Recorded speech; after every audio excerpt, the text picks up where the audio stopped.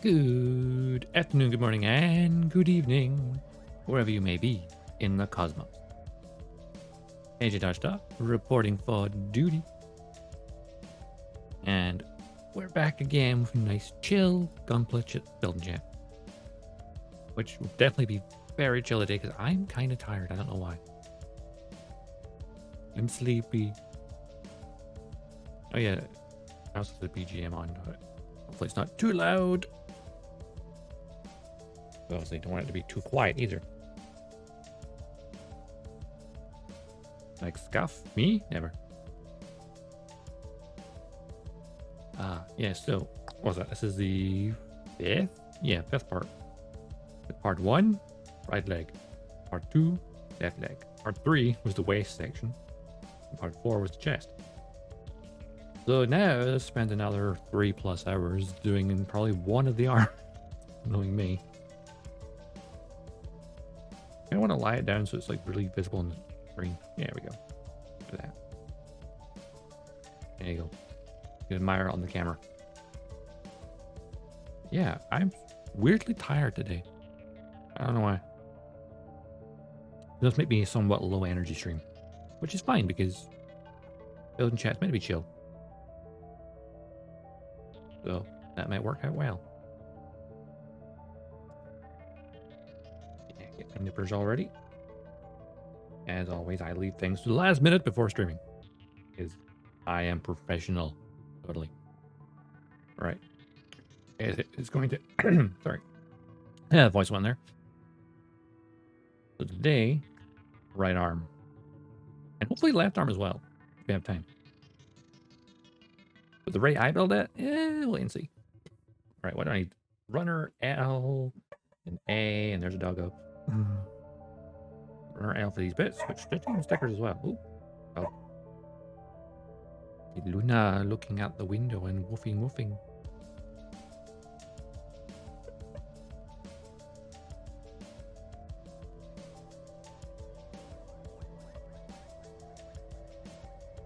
Hopefully she's not too loud.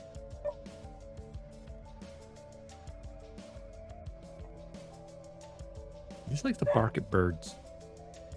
For some weird reason. Like if there's birds using the bird bath in the garden, she's like, no, not allowed. Don't know why. Doesn't like birds. No, that's not what I need. That's one for funnels. Keep that. Sure. I run. Yeah. I think there's any yellow in the arms, or maybe the shoulders. Oh. The L. Oh, L runner. Read that. Okay, L runner. That's A and H runner as well. Maybe some C runner as well. I got this relatively close by.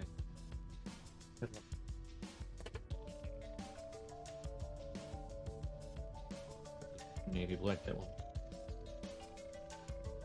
But go with what we got right now. L runner. The L runner. So we need parts 25, 27, and 22. Or L1, part 22. Oh, there's 2 of those because they're the inside of the elbow. All right.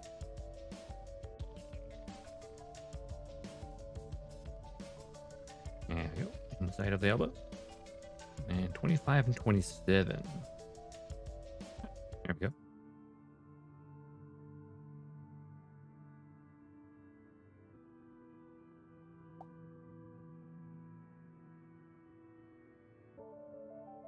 Be a very sleepy stream today, I think. We just gonna chill. No, that's the wrong part. I'm trying to cut. Idiot. That's for the other arm. I was like, why is this not coming off? I got that already. Oh, no, I didn't. There might be a stress mark for the other side now. Okay. We'll work our way through it gradually. This part needs some stickers as well. My cherry just stuck in the line. It's fine. We used to scuff. Scuff, it's part of my brand. Early. Right. How's everyone doing today? Everyone's having a nice chill Sunday. Last time we did this was on a Saturday, so it's going to be confusing that some weeks it's on Saturday, some weeks it's on Sunday, and some weeks it doesn't happen at all because I'm usually working the full weekend. I was working yesterday. I think that just drained me, even though I wasn't working late.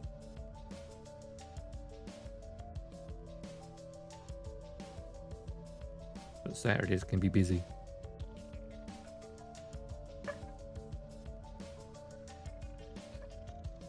I'll go.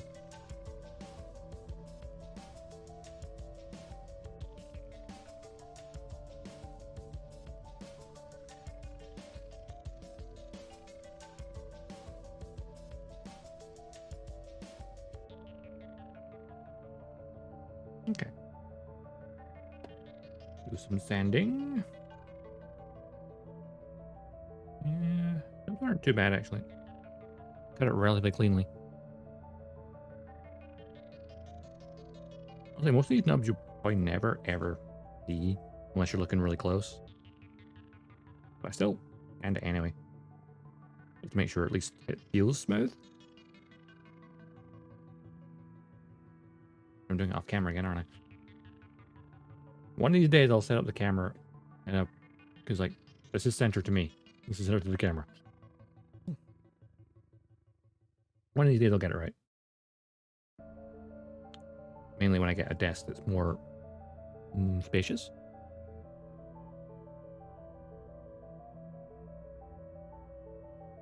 It's on my list of things to do. An objective. But before I do that, I need to kind of make some space. So one step at a time, as they say. So I can make a little bit more space in my room. Then I can kind of change that. I need to make armrest down a tiny bit. I'm like leaning on them too hard. There we go. I can feel them squeaking when I'm like standing. Which actually makes a difference. Come on.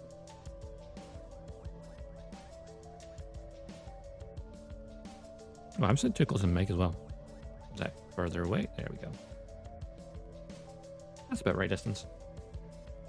I forget because I'm leaning in further. I'm putting the microphone where it normally is. And I'm forgetting I'm leaning forward to the desk. And then realize, like, oh no, I'm too close to the mic. I'm probably really, really loud. It would be interesting to try and see how it would be like to set up like an ASMR type build. Because that would be an interesting experiment to do. I need to look up on how to do that stuff.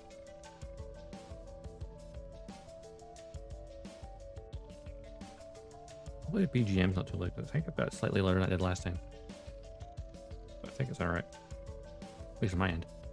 Camera, don't go. There we go.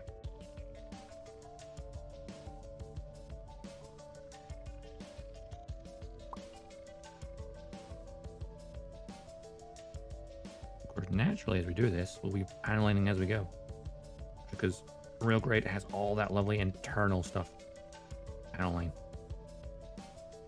So thinking of what we're going to build after this is done, which might be a while since we've got 2 arms to do a head. The head won't take too long. The arms, let's have moving parts. I mean, each leg took a whole stream.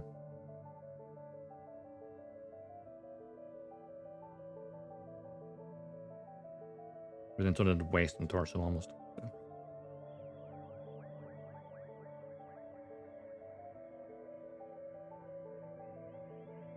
So in theory, the head shouldn't be too much. But then again, as a Real Grade, so there's a lot of parts. You don't need stickers for color.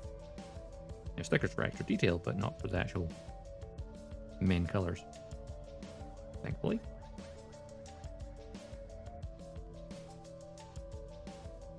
That being said, even on high grades that have like stickers for like extra details, as long as it comes with the stickers to do all of the color accuracy stuff, then cool.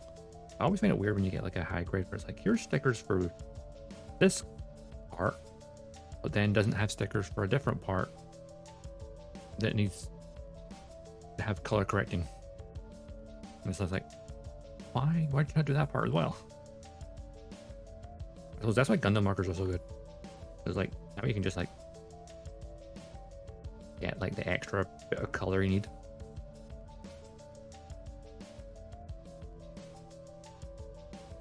Without having to, you know, properly paint it. So sometimes just getting a little tiny paintbrush and a little bit of paint can do wonders. Like on my shelf, I've got, oh, excuse me. I've got the Origin high grade Intercept Custom, Gym Intercept Custom. And like that, painted tiny bits of detail on it just because it was missing. I forget on which part's which.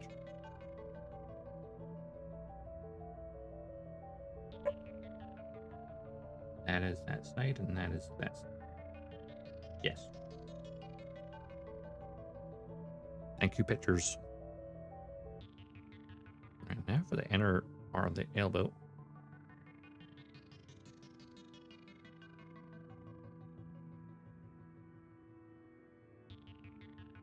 Like I was saying, the Gym Intercept Custom has like these tiny little like sub thrusters like on the torso, and it's like, okay, it knows. Same with like Vulcans on the head. I mean, I did the RX-78 grade. Just did all those extra colors with the Gundam markers, and that was really, really nice to do. Really kind of completed it without doing a full paint job. I really appreciate it.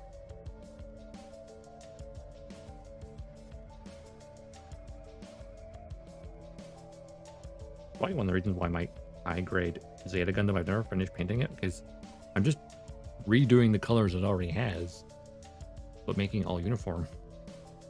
It's just like, I guess it's getting slightly boring. It's not custom colors. I don't know. I need to get back to it.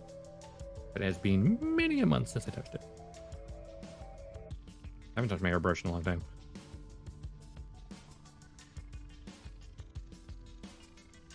So I have an idea for a couple of customs I'd like to do. Either maybe as a stream or like as a custom video. I don't know. Streaming airbrushing would be difficult. It's fun to try.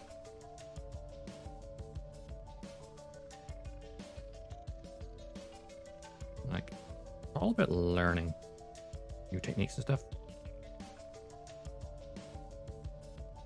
Camera. What the hell? Let's keep. Hang on. Hang on. Camera. You keep flickering. Unplug it. No, where's it? Plug it back in. Now we're good. I need to replace this camera.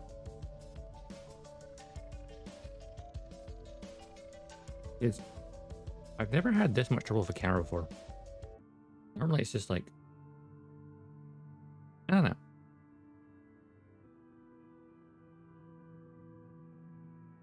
It seems to not even matter which USB port it's plugged into. It always seems to have some kind of issue. No, I've got it plugged into the keyboard USB port because that's the most accessible for when it's on the desktop. Even when it's plugged into the back, it does that as well. Or it doesn't function at all. And it's like, well, I can't exactly go behind the desk every single time to plug it and unplug it. So I'd rather have it plugged in on the keyboard for quickly refreshing it.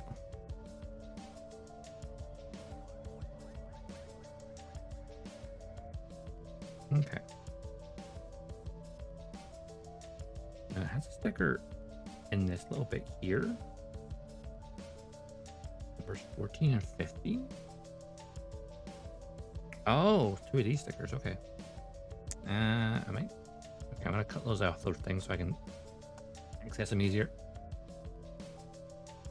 Is trying to get ones in the center without disturbing the rest is always a pain in the butt.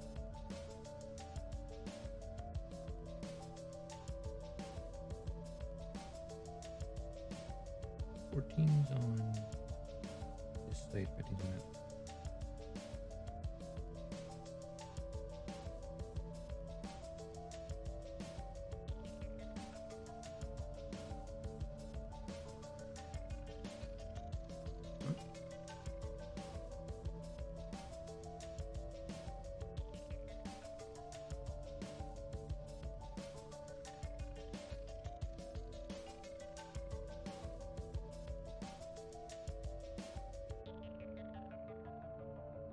Wasn't intended to go, but overall,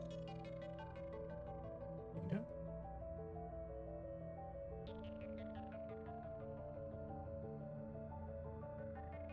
My tweezers.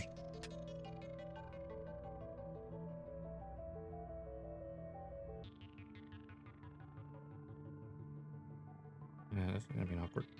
It fell off, but right. Off my finger. Okay. There. I know realize I'm doing this off camera, but this is tiny, and it's a really tiny space to put into it. It goes in there. I'm probably see the glint lately.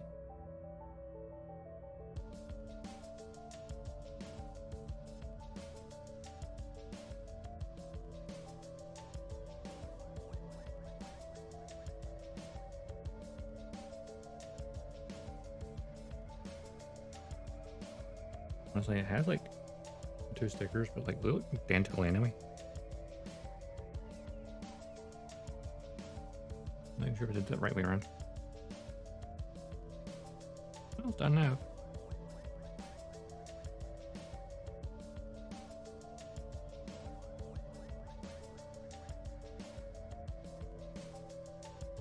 I just cut the film and not the backing plate, which is funny.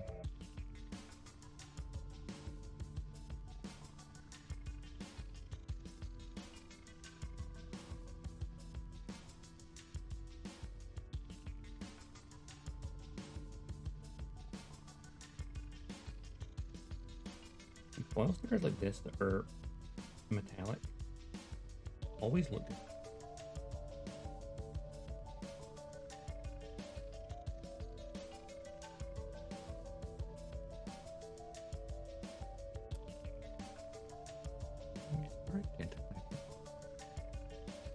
Yeah, it's possible I did that one on the wrong side.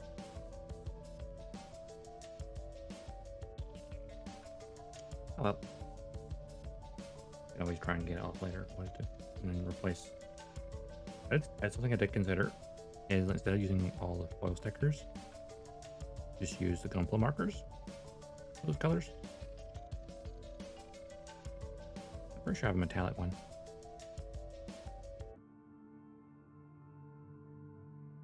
The foil's coming away again without the freaking sticker, or with the sticker.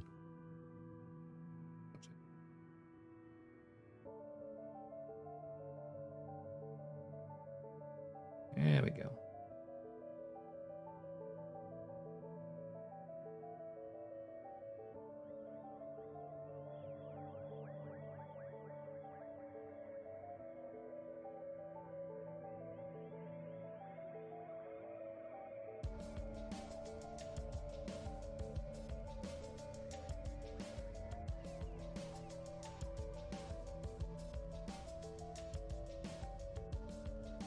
Best looking sticker, but it's okay.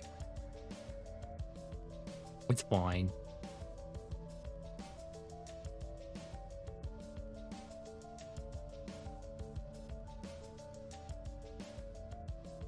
Yeah, they're actually on the opposite sides, but they're not supposed to be because I had the part upside down, but oh well. It's fairly noticeable. It'll be fine. When I do the other arm, I'll just make sure it's more accurate. Right, so yeah, it's definitely wrong.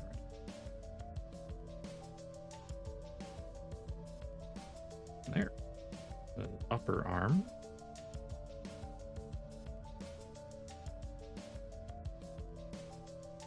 Right elbow.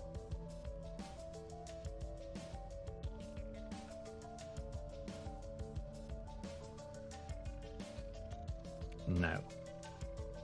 Yeah, not the best, but it's got to go up and down. I mean, at a quick glance, oh, there's metallic. Unless you look actually close, you're not going to notice it's slightly wrong. Right, what do we need now? Use the H and A runners. Okie doke.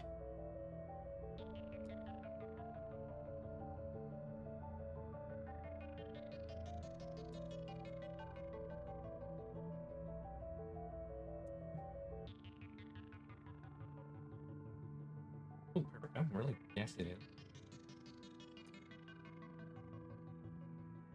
All right. We need part H41, which is... Ah, okay. This thing. Oh, wait. Hmm? Really? Part? Oh, I see. It's the wrist part, because it's the lower arm and this the wrist joint. That makes sense now that I realize it. I just forget how much shorter the arms are compared to legs.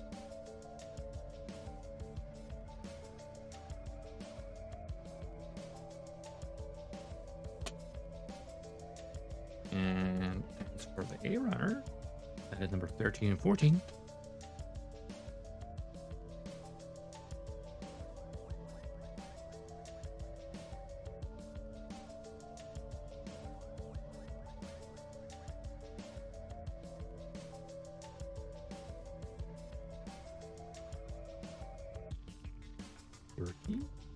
And we got the runner. 14. There we go.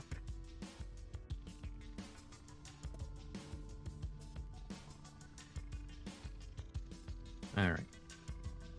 Bye-bye, nubs.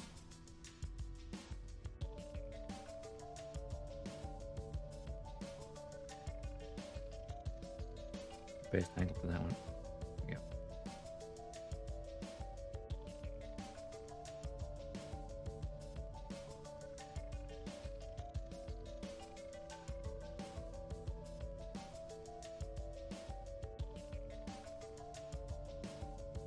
This part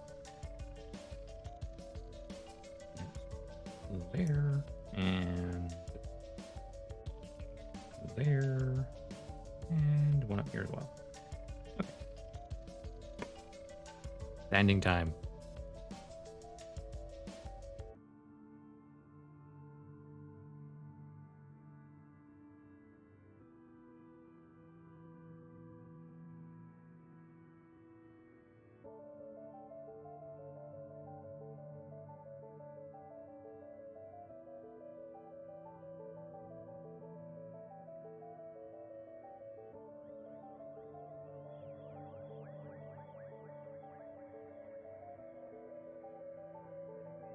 It's one of these parts I don't think you'll see at all the nub. That could be okay, because all of it's going to be internal.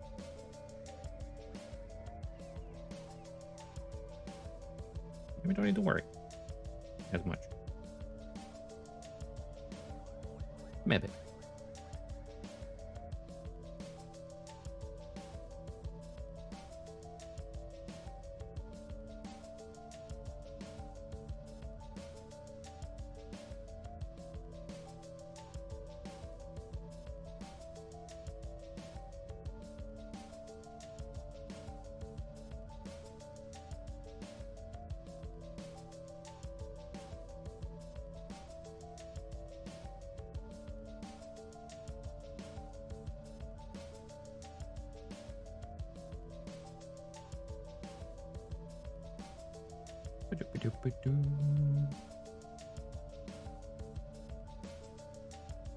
But it's not too loud, right? Once we get the part standard.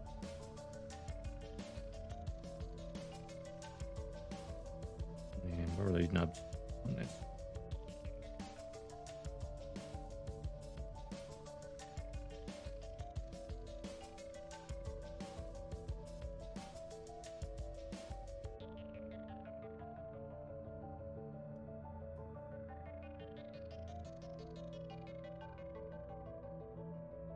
one I've taken care of. Where's the other two? They're in there.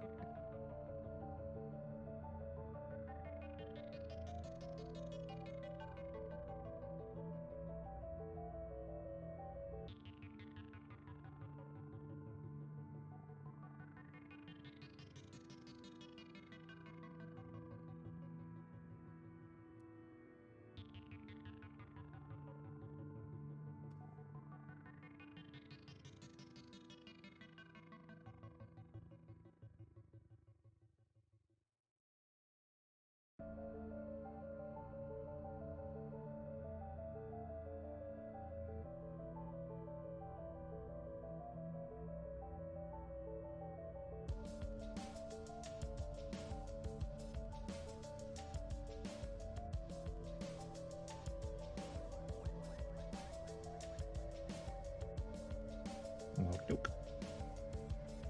Now for the other part. Where is your nub?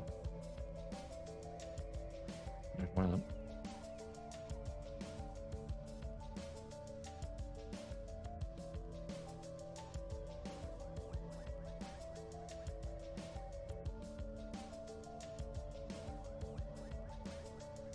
It's been a nice, chill, relaxing Sunday. The model building.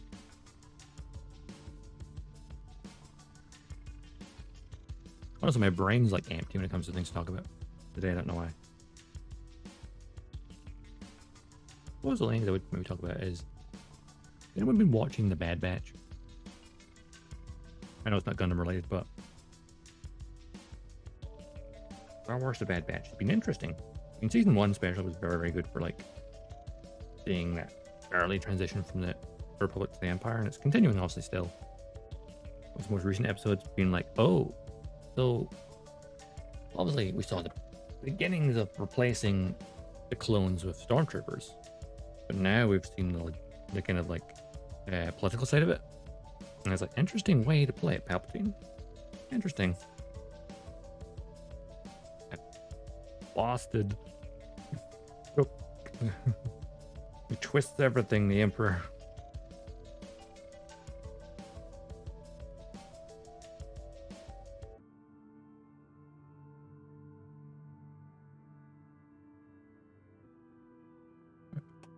Yep. One more nub. Where is it? There it is.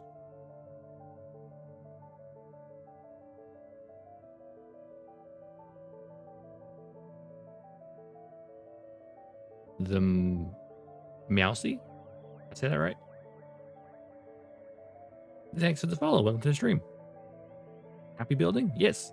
Happy building. Indeed.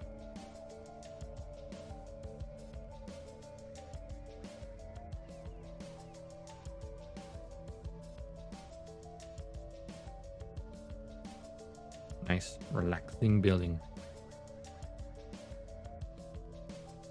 That's what Gunpla's all about, I think. In my opinion.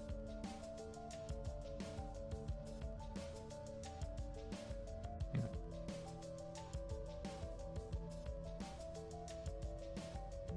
I felt that part a little bit. A little squint now. Oopsie. That goes into there. Right, oh, that lower part of the illusion. And then this go that way. Yes, yep.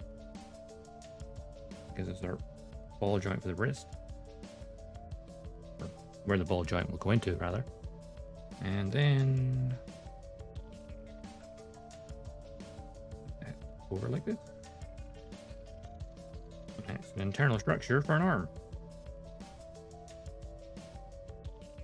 Yeah, that's pretty much almost the internal structure. Just that.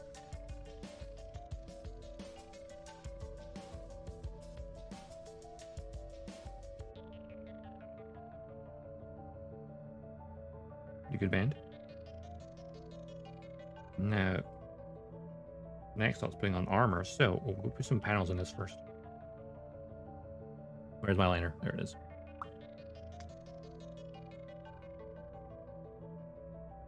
Sticking with the gray on the gray.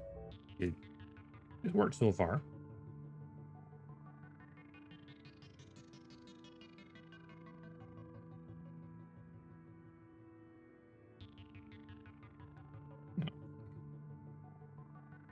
me check something on the other page. I'm sure these stickers here are for on the elbow. It hasn't told me to put them on yet. It might be, I think with the legs I did the same thing where I put them on myself.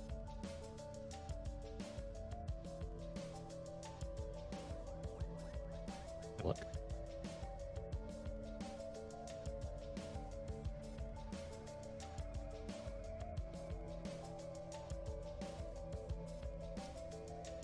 Aha. Ah, yes, the number 16 going on the elbows, number 17 going on the shoulders. There, we did the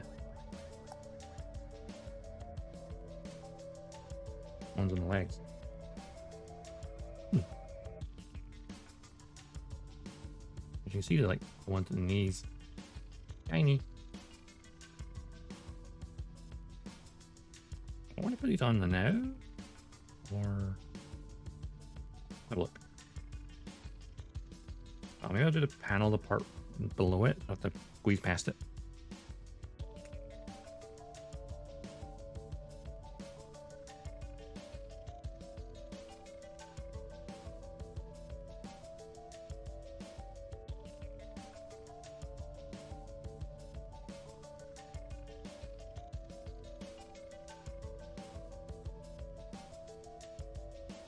Okay, now put sticker on.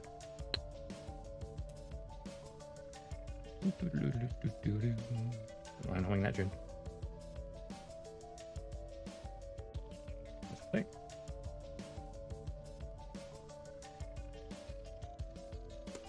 Let's move, please.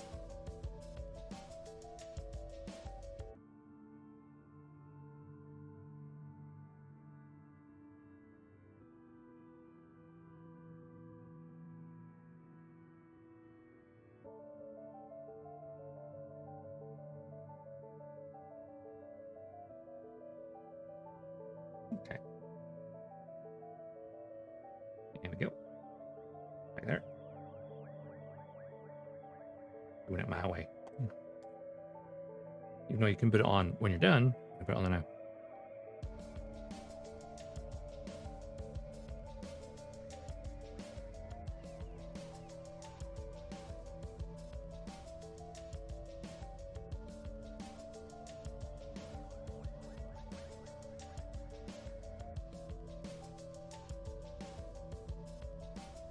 Right.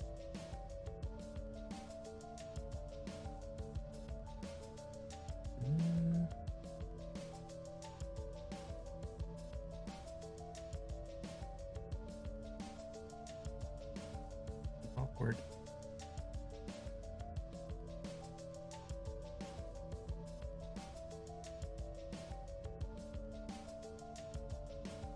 It did not go on perfectly straight. 21st century, there's no such thing as perfectly straight anymore.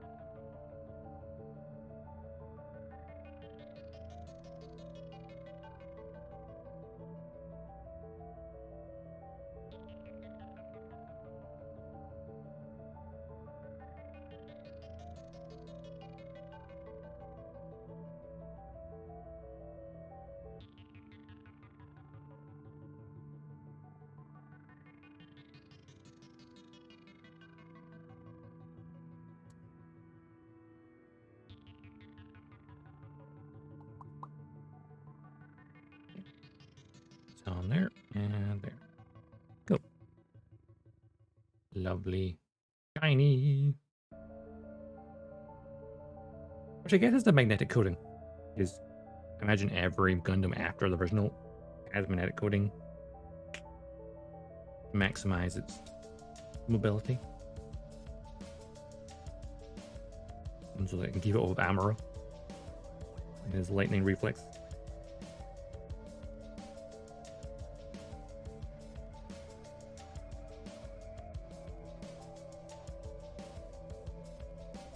That's a mess.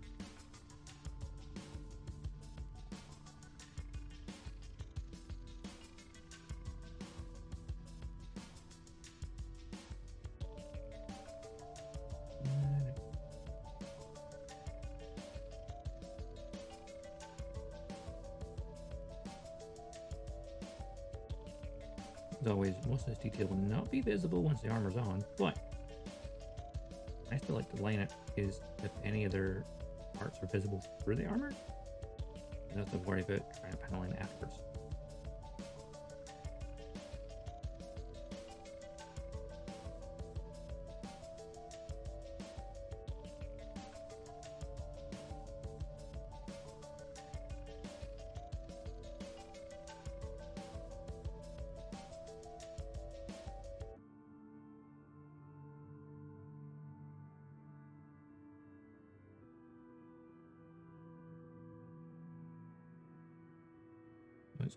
Also, it's just really satisfying to do it.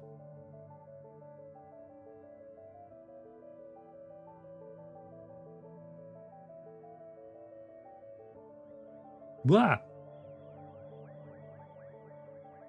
Wow. Hey, Doc. Yeah, damn, 4 months, tier 1. Thank you so much. That's crazy. Your continued support is very much appreciated.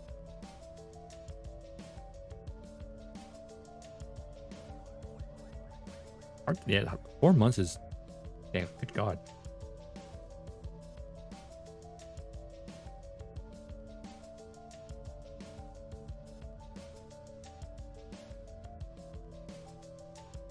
The way this bends almost feels like it's meant to be. Bends back further than it should. Get our Saturn 5 kit. You know, one day, perhaps. I already have a very massive backlog. You know, if I could, I would stream building kits a lot more often. Like, wouldn't it be cool if, like, day one? Like, one day, kit building. Next day, game. And the next day, building. Game, building, game, building. Like, alternating days.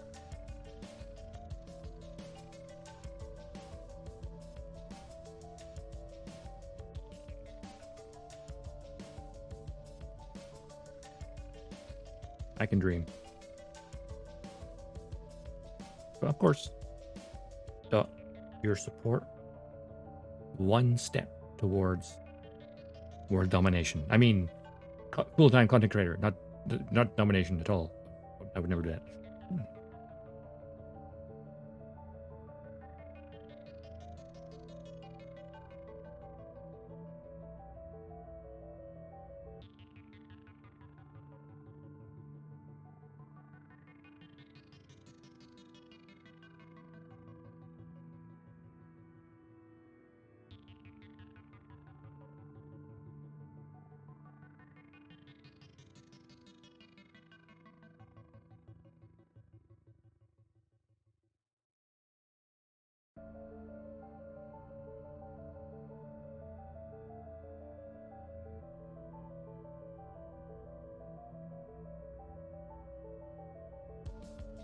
Of course, starting 5 kit. We talking Lego, we talking Bandai. Or Rebel. Rebel make one, right? Rebel's probably the cheapest of them, actually, I think that. And I feel like Lego's probably the most expensive, just being Lego.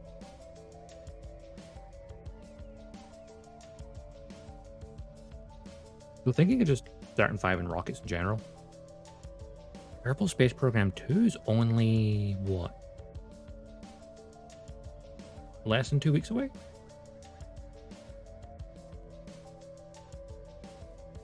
So that's going to be freaking fun when it comes out. Though I'm wondering how well it will run. Like, will I be able to have my avatar running at the same time, or will I have to resort to PNG? I know Kerbal Space Program 1 is definitely CPU intensive. And 2 will see a lot more graphically. More fidelity to it.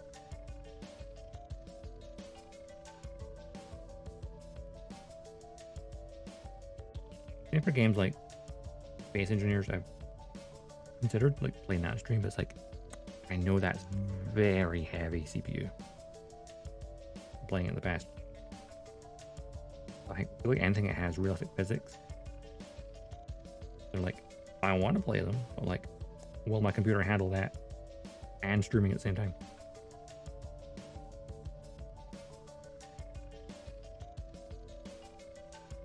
Only time will tell.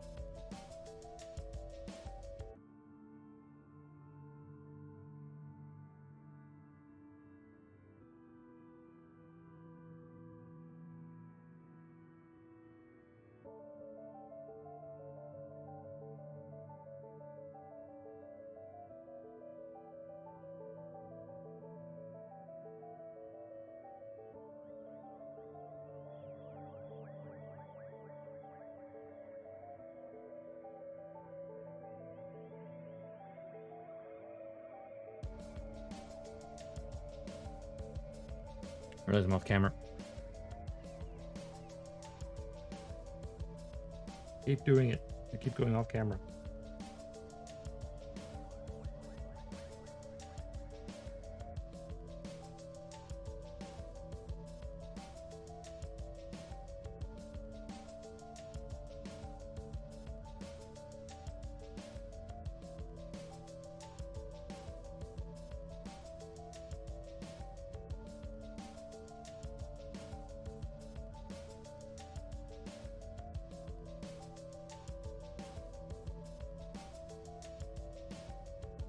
I feel like the part I just paneled there, those really deep grooves, there's just going to be for freaking catching the armor.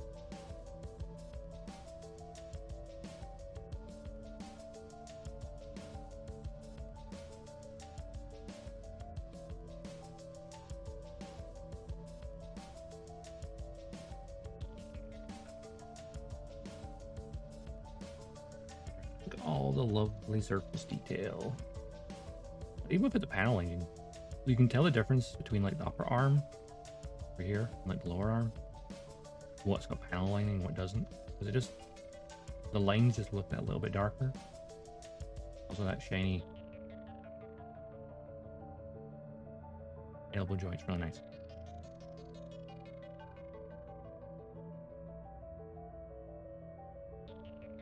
And boop, and boop.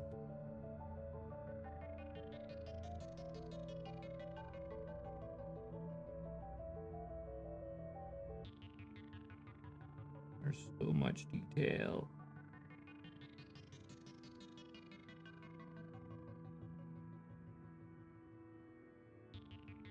Much detail to do, and it's also tiny as well.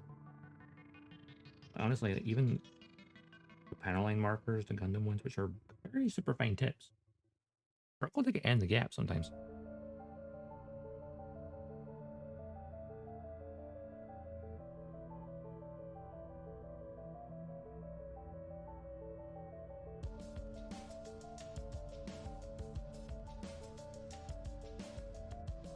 I do like pour type where you can just like dab it on and it just does its business and then wipe off the excess.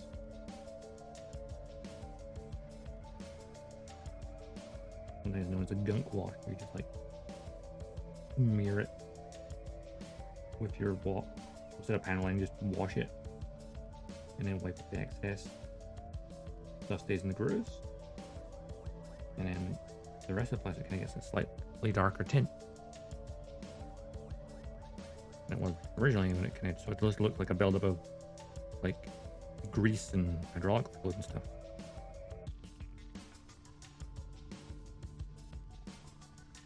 Look at this. One side with panel lining. Other side with that.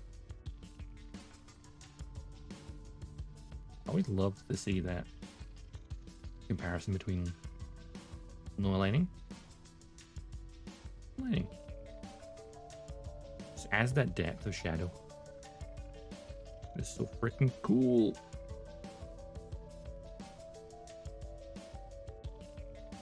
I love it. Alright, other side. Then, of course, naturally, we'll cover this up with armor plating. We know it's there. We can always come back at the bod and like look and go, panel lining. I could take the armor panels off, I guess. I like that some people do like put it in like display it with part of the armor off, so it's like under maintenance, and it's like I love that idea. I kind of want to do that with some real grades. Like something like this. It'd be nice to maybe just get like or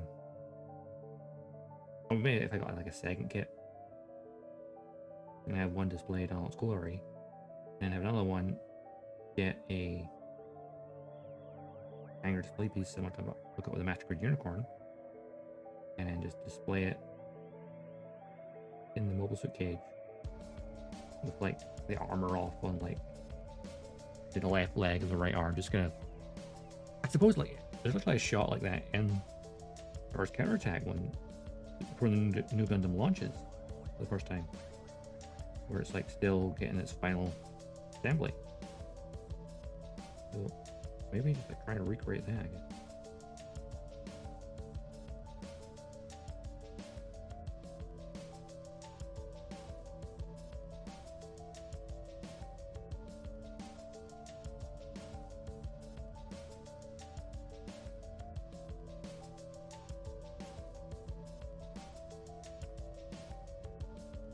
So I definitely want to make some like dioramas and stuff at some point. I definitely need a lot more space for that, and a permanent desk for it, rather than moving things around the way I do currently.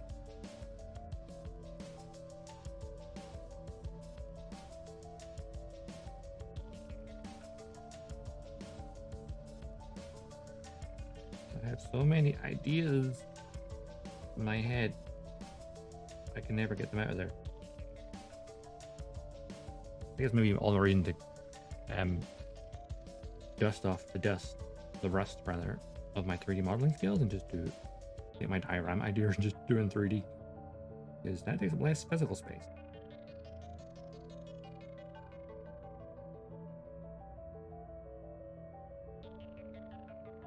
I need to just set aside some time to kind of relearn Blender. Because for 8 years I was using 3ds Max at university. Using Blender, like I forgot the basics of the controls. I remember the basics of modeling, but the basics of the software I don't remember.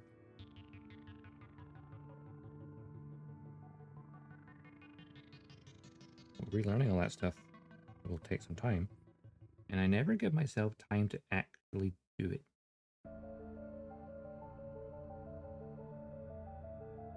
Always a big problem. Because that's the biggest problem with life in general. Is like, do you have the time to do it? Maybe not right now. But then again, I always say if something's important, you should make the time, I guess. Easier said than done, mind you. Easier said than done.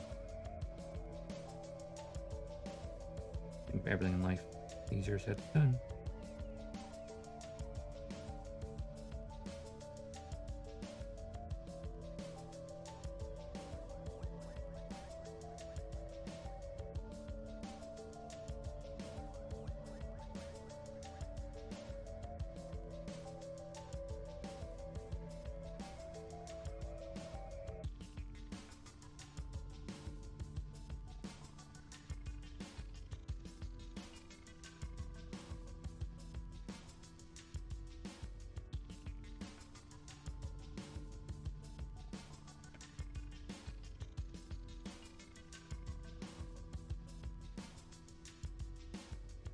Okay. I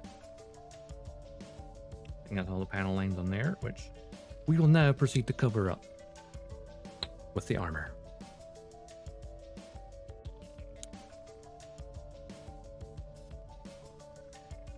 Okay. So J runner, C runner, L runner, every single runner.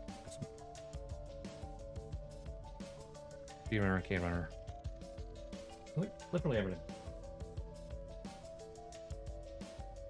That's the K runner. Just happened to be an armory. Or just got the parts of this.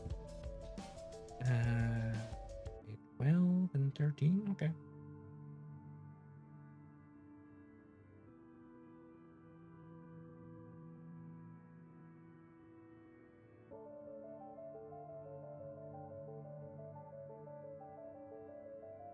Apparently undergated.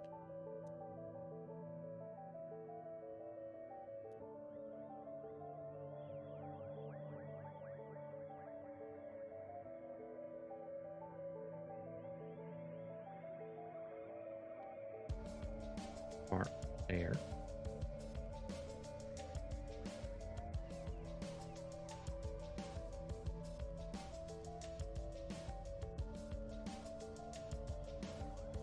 There.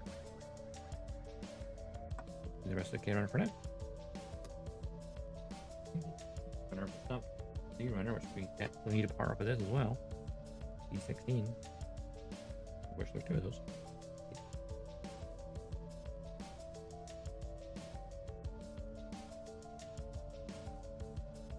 I think we're just getting every part that's required on this page, except the ones we need right now. Enough parts. There's some J runner and the J92. There's parts of this. We need J2.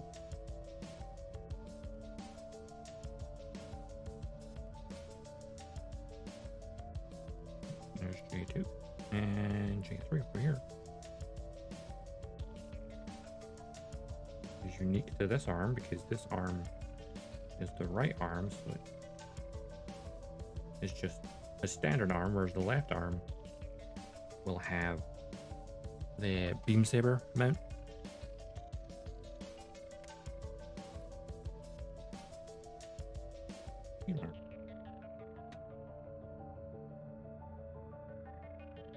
D-runner, I need part 11. Down here.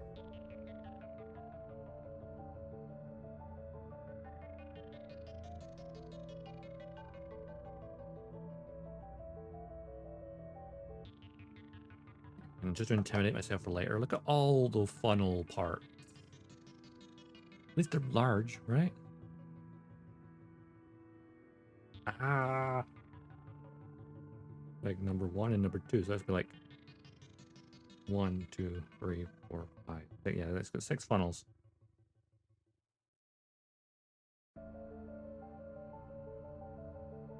That's gonna be a fun part when we get to it. Oh, L runner. L runner.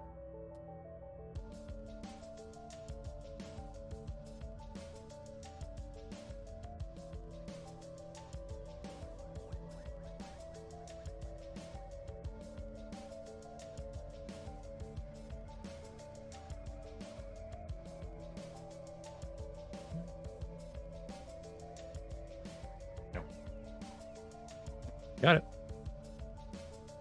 Naturally, I keep everything behind me. There's no space in the desk. Okay, I need L 5, 6, and 9. My choice of numbers.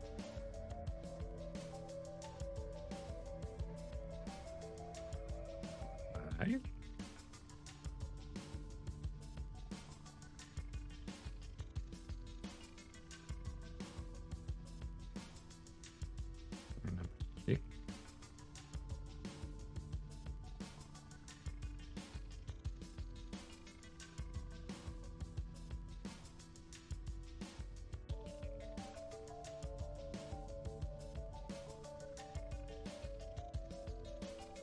And number 9. Interesting. So the stickers are going to go to opposite ends of that, which could be an issue. Means I need to make sure these nubs and everything are completely flush. The sticker's going to go on top of it. I mean, doesn't matter if it has a stress mark, but make sure it's flat. So like any sticker going on top of it doesn't get bumpy. Here, Clint, please, thank you. There we go. Right. Yeah. Cluster these parts together so I know what they're for. That's for those parts. That's for these parts. There. You drink water.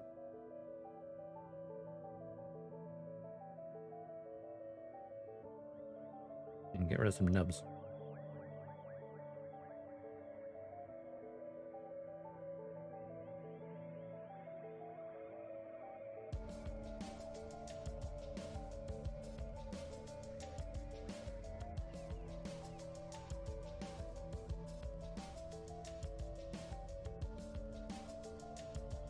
Okay. Got the rest of the nubs in a minute. I get each step done at a time.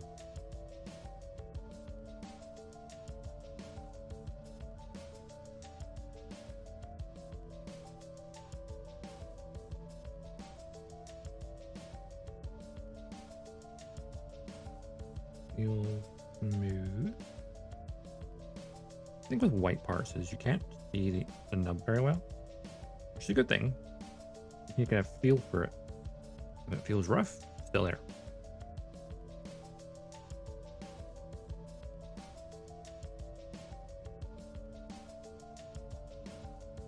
And the upper part should be relatively easy. Yeah.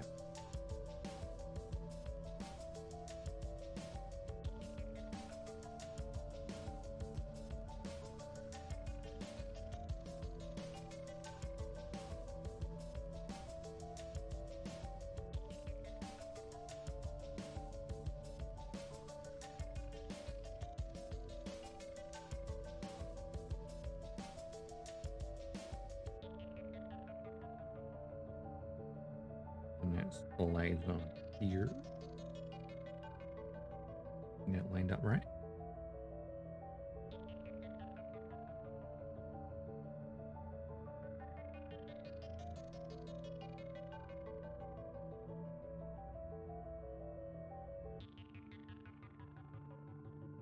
Ah, right. There. I love that tiny bit of frame showing through. So nice. So nice to see. All about rail grades.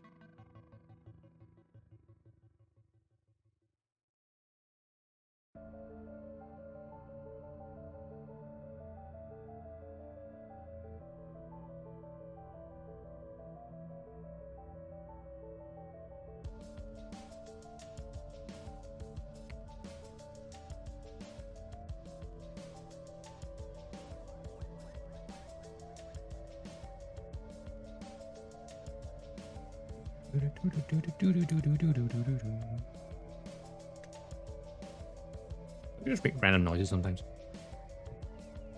For me, Mr. Random Noises.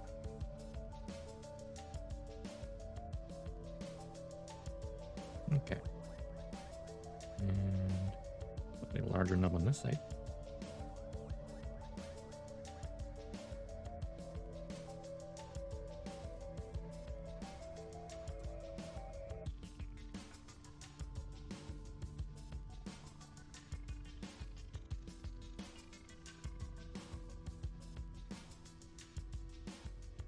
That was the wrong one.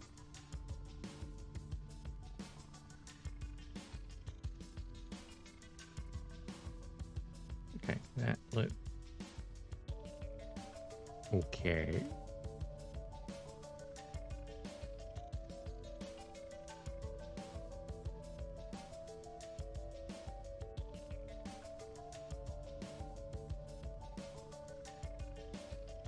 All right.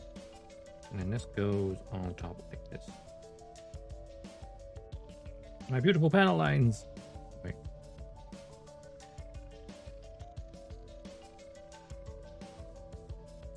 Parts a bit stiff. I mean, there's a tiny bit showing through between them. My panel lines are gone. Where? Need these parts now. Or the shoulder joint.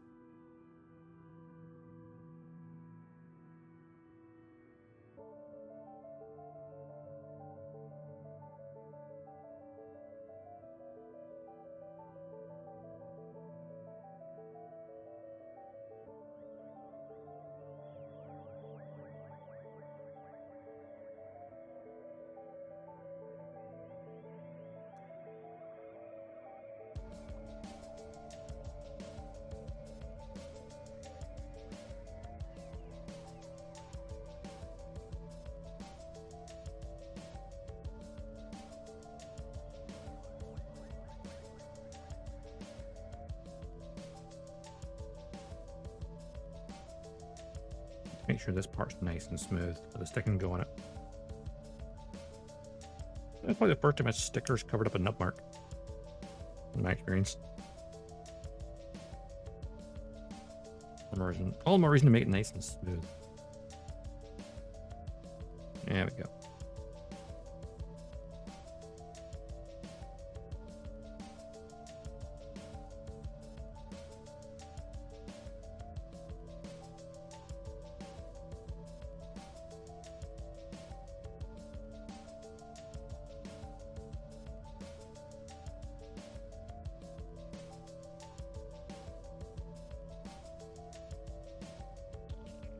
I think about the nice little sci-fi thing I have. It's very chill. Hey, Bob. How you doing?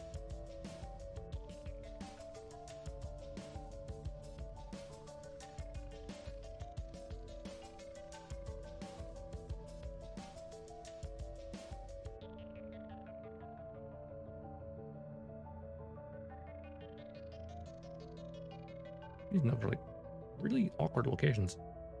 Like right here.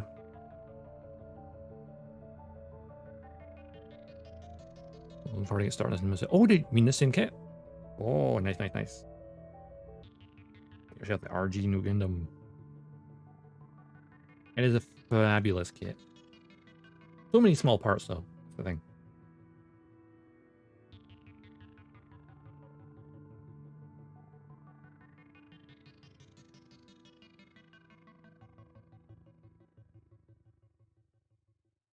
Like, I've built a couple of real grades, but this one is just phenomenal.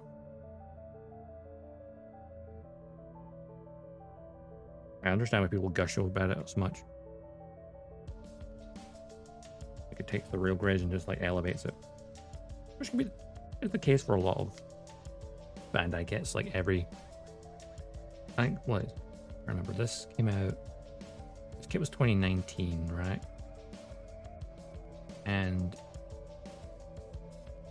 the RX-93 was the 30th anniversary, so that would have been 2009, pretty sure. You're going to ruin other kits for you. I mean, that's a possibility.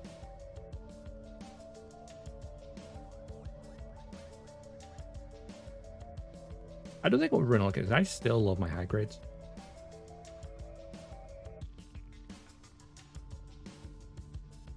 Because like as amazing as a kit this is, it is complicated to a certain degree. Or like high grades, nice, simple, like nice, something to chill with. Need to build more master grades though.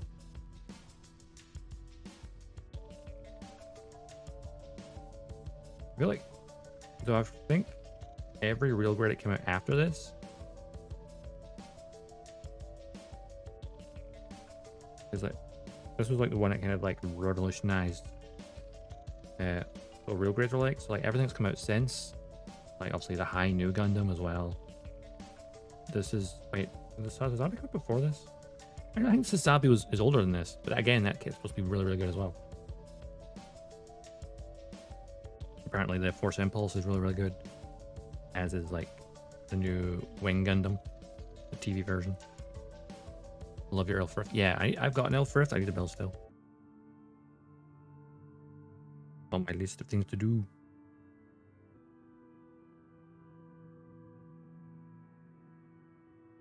Okay, the Witcher Murphy ones looks so good. Right. Shall sand that nub once I kind of squish it together with the other one. I don't make it uneven.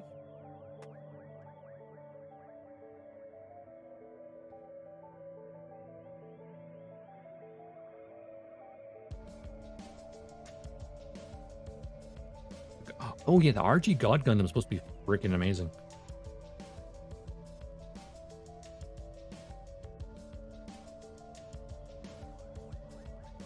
I've never watched E Gundam. I've only ever toyed with it in like the Dynasty Warrior Gundam and SD Battle Alliance games, where they call it the Burning Gundam because English dub they didn't want to call it God. They call it the Burning Gundam, which is finisher move is the Burning Finger, so I get it.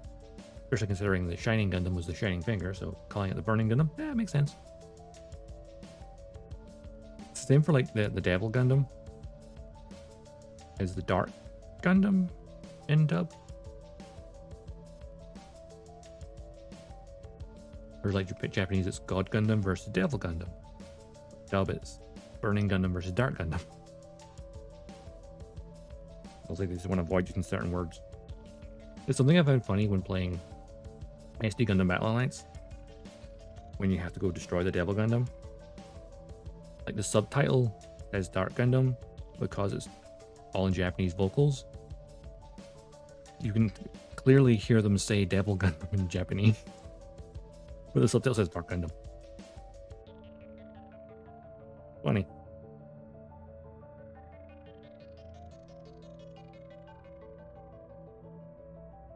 If things change for localization.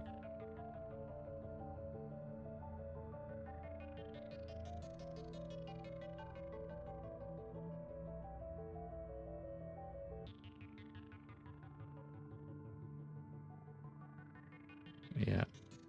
God Gundam, yeah, is supposed to be extremely good. The real grade. But having a model kit that can pose like that, that's crazy.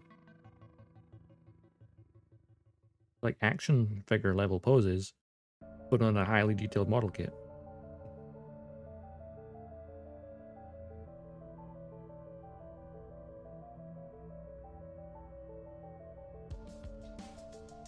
This go into here.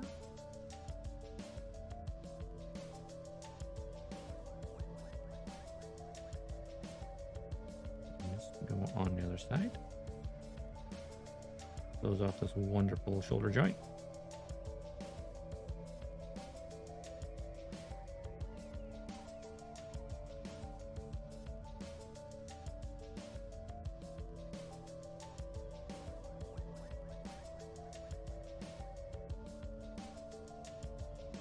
You now can file this part because there's no point in filing it separately if they're going to squish together. So it's like do it at the same time.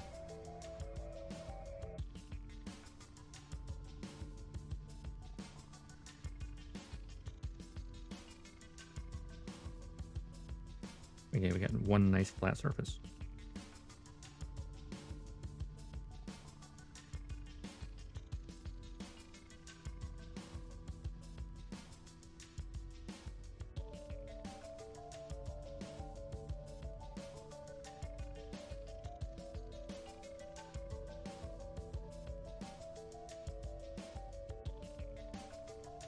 I need to put sticker on either side of this now.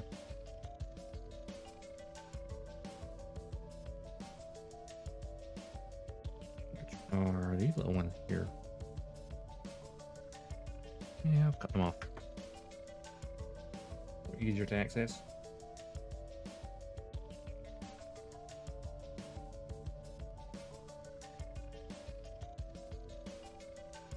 Without disturbing the other stickers.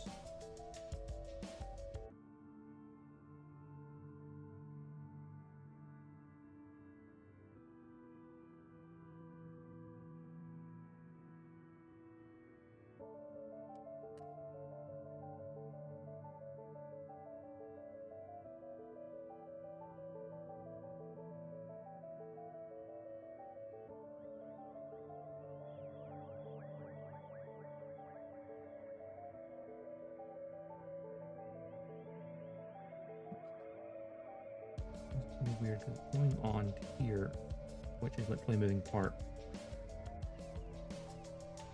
Ooh. There's of course a possibility I spelled that so good that it's too smooth. No, for this to stick on properly.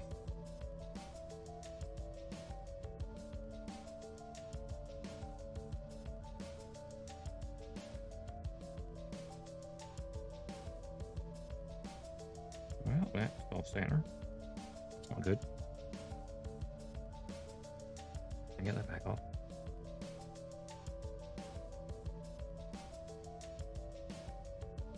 Yes, I can. Mad skill. Now I get what people use the friggin' scalpel is to use stickers. You get right under it.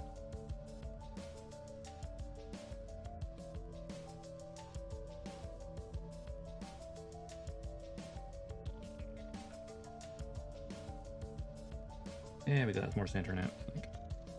Yeah, there we go. You won't really see this part much because the older armor will be covering it, but good to know it's there.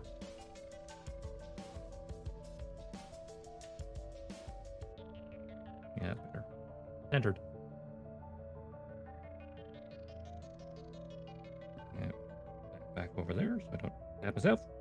I've done that once before. Managed to slice into my thumb. Which is why I don't use it very often. Some people use the scalpel for like getting nub marks off things. But like you always see them like cutting towards themselves. I'm like, nope, nope, nope, nope, nope, nope. I've cut myself once before. I'm not doing it again. That took a week to heal.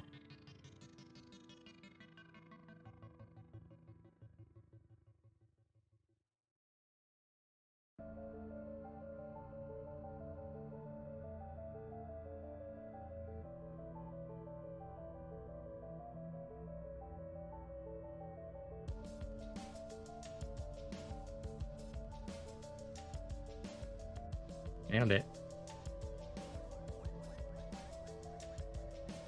I mean, just once. I mean, as in proper drawing blood, yes. That was a nice little chunk at the thumb. I don't use a scalpel anymore, at least for that purpose. I know people do cut themselves all the time because the risk takers and play by their own rules.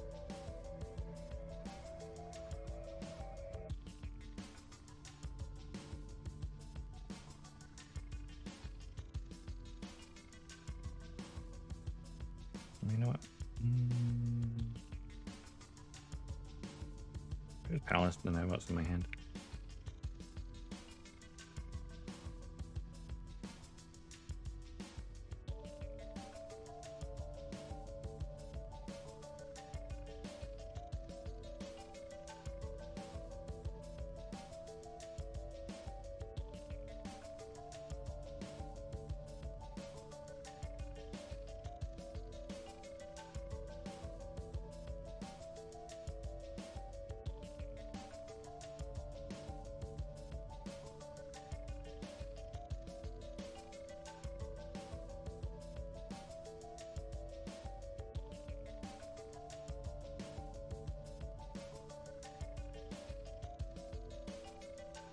A lot of surface detail on this folder.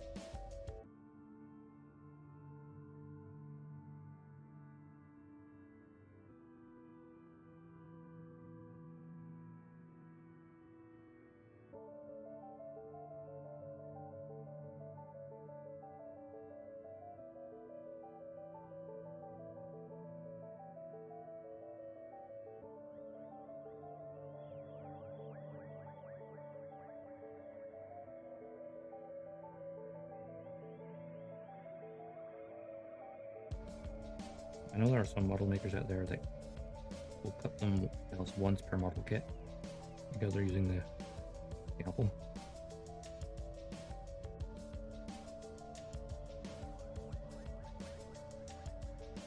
was like, props to them for having the balls to do so, because I don't want to do that.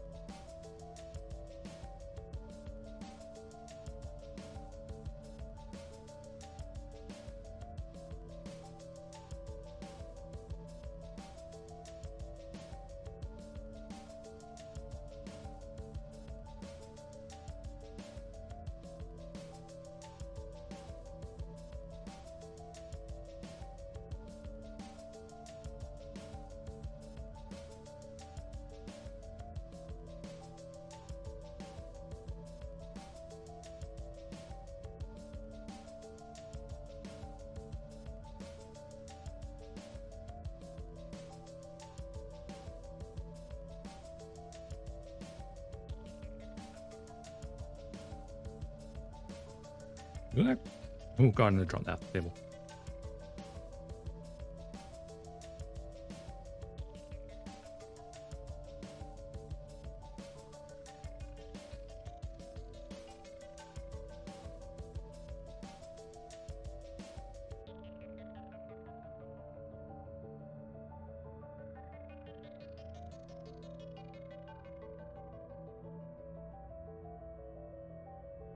Surface detail for the win.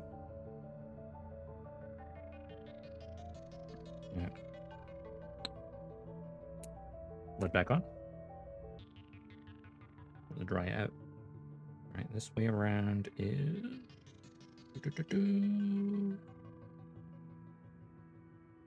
Like. Yes.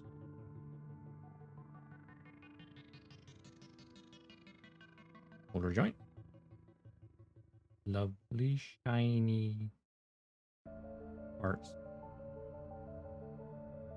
I like how they just kind of like catch the light. Especially this up here now because it's on a very flat surface. Very nice. And you could do that easily with like Gundam markers as well. Personal victory when I don't cut myself home masking. Ooh, yeah. I can see your name is short for Death Scythe Hell. That's an edgy name, and I approve. Death Scythe Hell. It's a freaking amazing looking little set.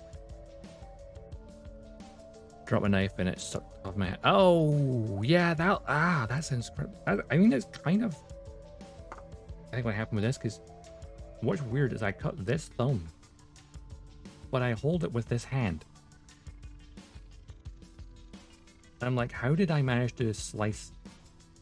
That's why I got to keep covering this, because I managed to slice like that. I think I was just like adjusting my thing and just caught my blade with my thumb when I was like picking it back up. I don't think I was even cutting at the time. I just went, and I went, why is there blood? Like, why is there blood? Like, oh no, I have a hole in my thumb.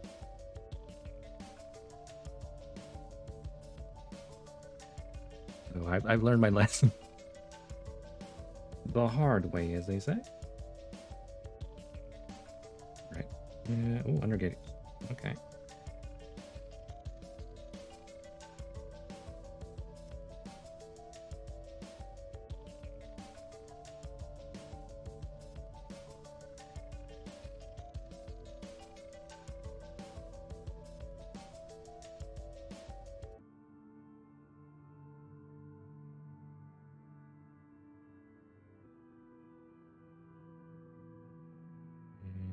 Snippy snip, snippity snip.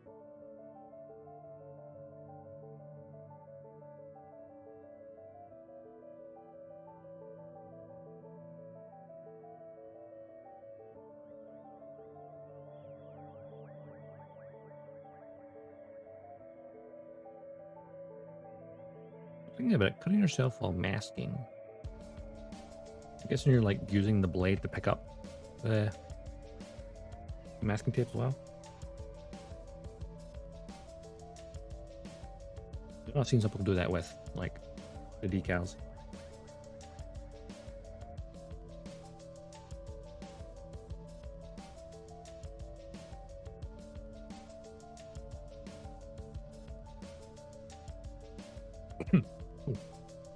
Plastic dust.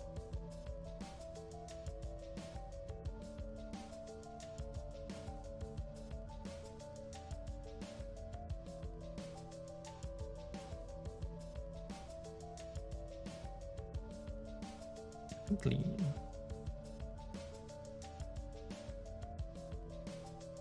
Yeah, the wisdom's here. Okay. How best to do this?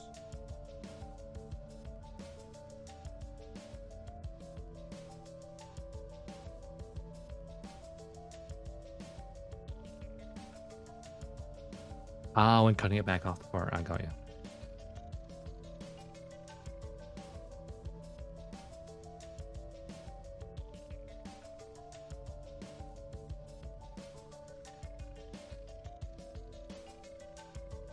So I've only... I don't know what should I have. Let's see, my custom gym. I only really had to mask off like the polycaps and stuff. Just the way I had the color separation, so I don't have to mask it too much.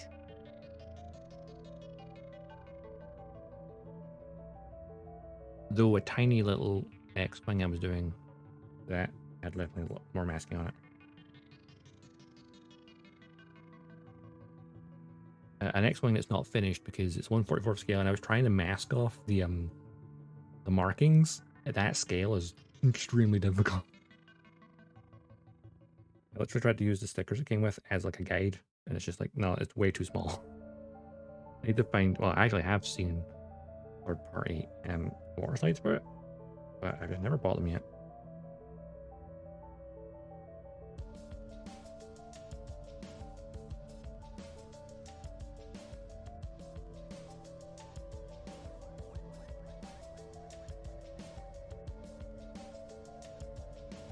I think I need to go back to. I'm pretty sure it just needs my markings and then to basically dirty up afterwards, and then it's kind of done. I kind of left it for edges, sitting in the bottom. I'm pretty sure I saw someone who made water slides not just for Red 5, but the whole of Red Squadron. I'm like, oh, I need to just buy the whole bunch and then buy a few more of those model kits and have a lovely Red Squadron.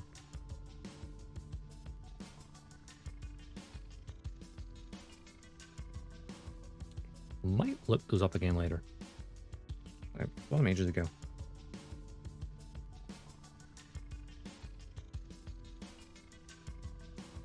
I love how my hoodie's getting slightly more dusty looking because I keep wiping the part off me.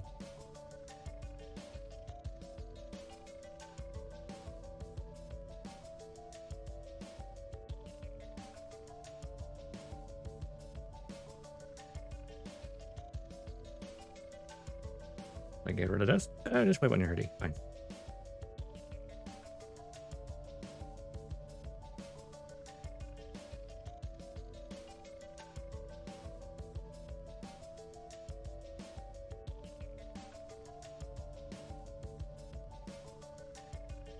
Goes on to there.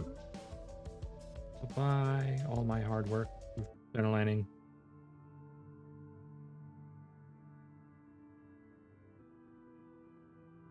That being said, you can still see this part here. Some of it's still visible. Nice, nice, nice, nice, nice. I'd love to see it. Love to see it. And that's why I'm paneling the entire internal structure. All right, where were the damn lines on this part? What lines? Nubs. Here's one.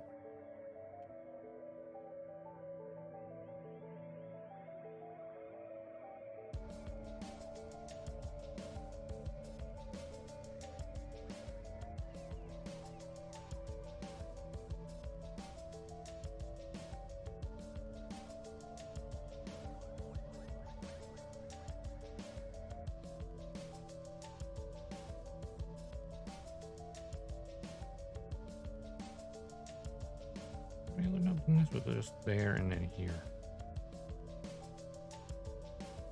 That's the problem when you have a white part. It's like, okay, where was the nub? Because I cut it off so cleanly I don't see it. Which is a good problem to have. Yes?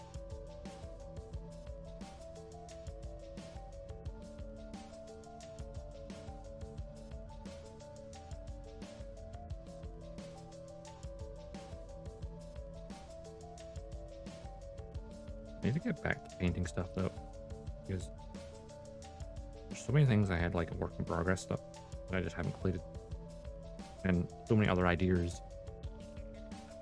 I have an idea for a custom painted, well, I have an idea for a custom unicorn. I have an idea for a custom. Actually, I have two ideas for custom unicorns. One being a standard unicorn, and one being an SD. I have ideas, and I also have an idea for a custom Barbatos.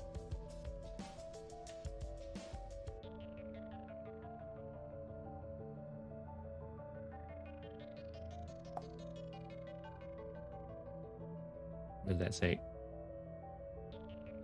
Joer Inferno? Thanks for the follow. Welcome to the stream.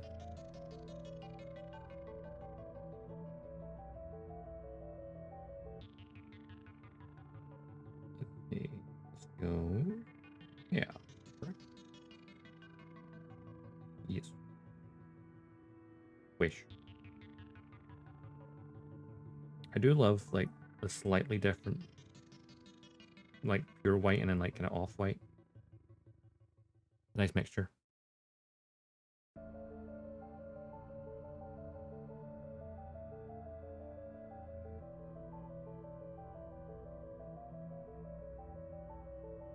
Masking. Ooh.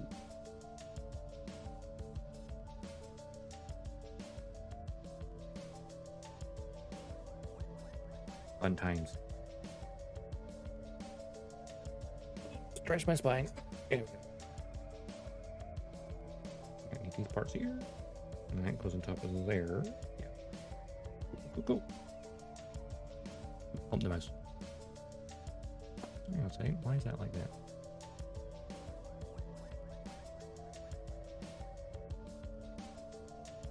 Refresh that. Screen manager. Weird.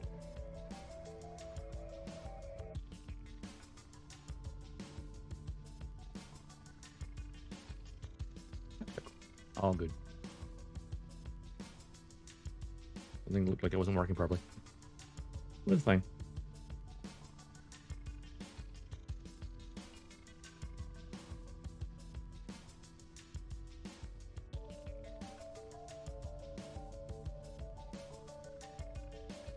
I am good.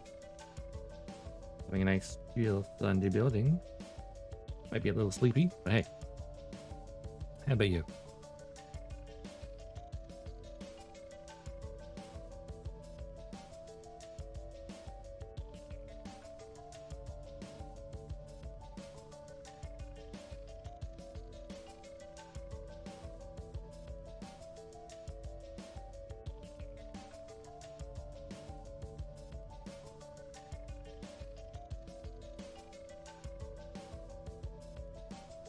Waking up and figuring out breakfast. Ah. One thing I like about the time I stream at is there's a lot of people, like North American based, or usually having their breakfast while watching. It's kind of fun. Ooh, maybe some water sliding. Ooh. I've yet to try out water slides.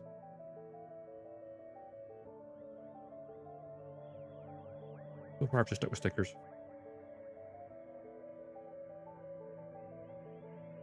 No, I have some kits in my backlog that have water slides, so like I'll get to them at some point.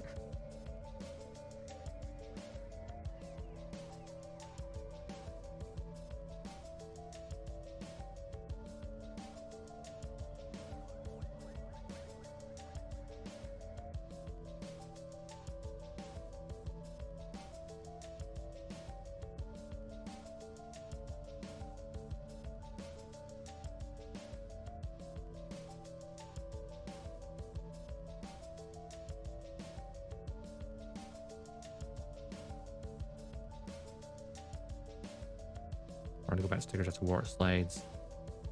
Yeah.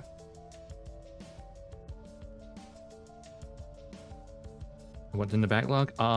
Too much. Far too much. Hey, what is that backlog that has water slides in it? I suppose the frame arm girls have water slides. What else does?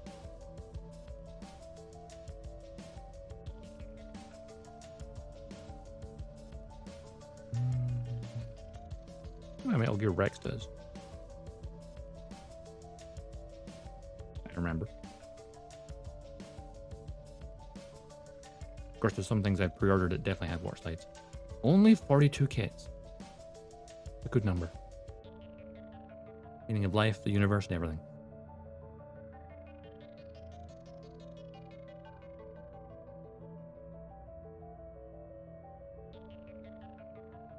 I definitely have at least 30 high grades in the backlog. That's not including master grades, real grades, figurize, the one perfect grade, and sort and other.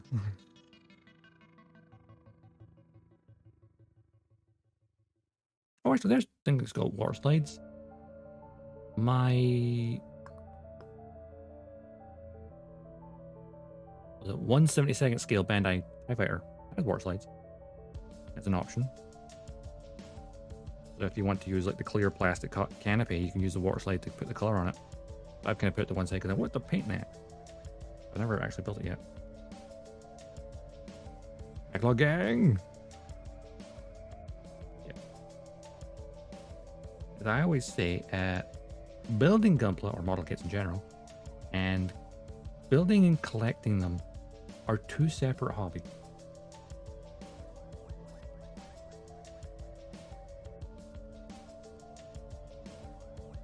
Because I have a model kit collector, but I build very slow.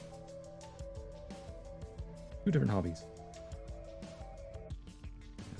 Is that mirrored? Yes.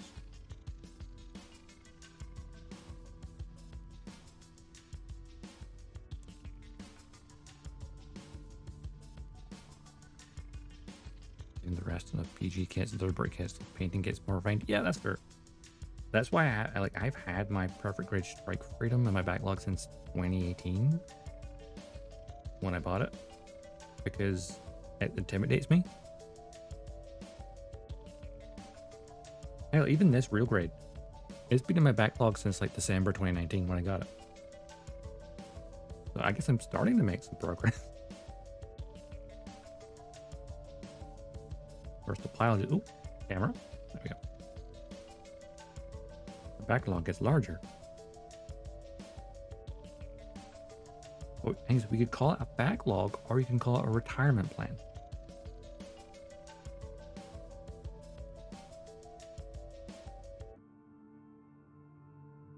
What else are you going to do when you're retired?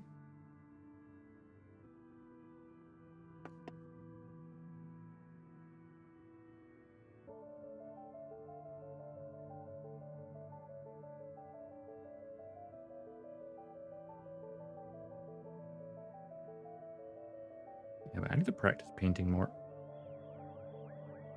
I haven't painted a kit in a very long time. My airbrush is just sitting there.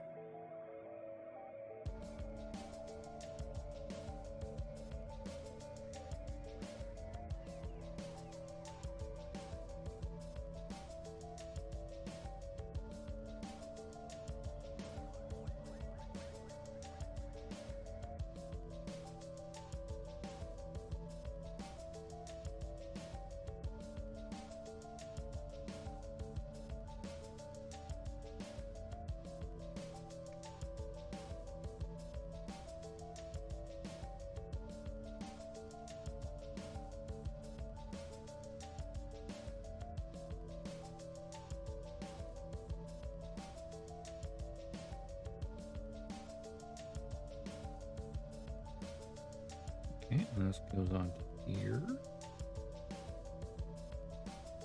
Nice. Has a nice looking arm.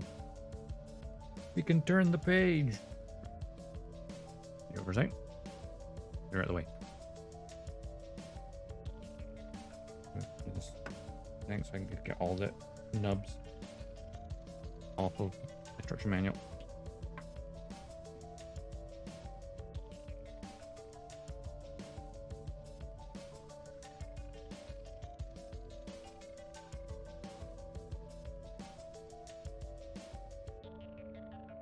Turn the page.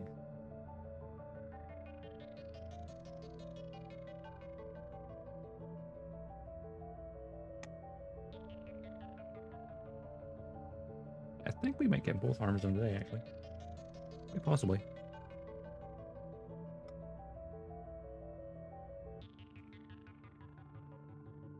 Would be pretty good if I can get them both done. Because each leg took a stream each. And like, we're 140 into it, and one arm's almost done. To build a hand, build the other arm, then put the shoulders together, and then boom.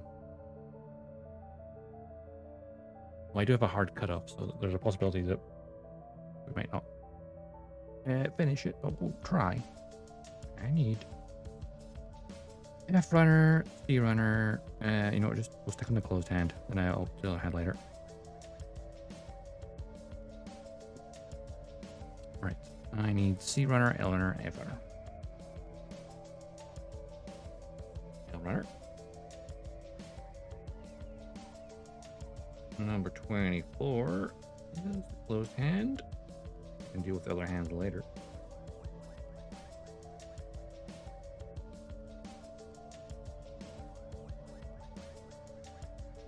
And C as well as yeah.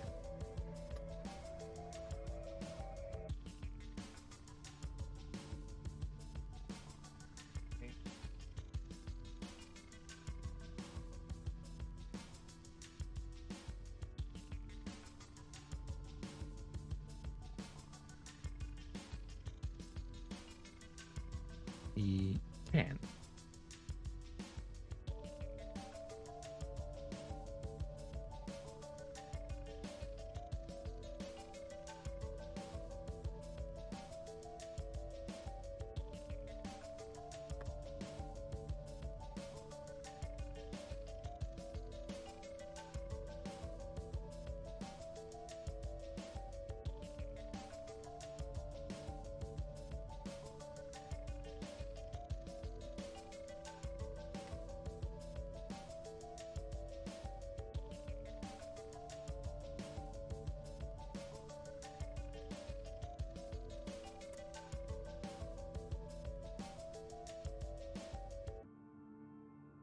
Oh, it's the Davy Blue. I can live the gap. Number 26. There we go.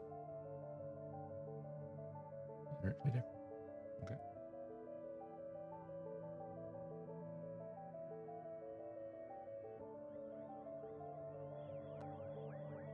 There we go.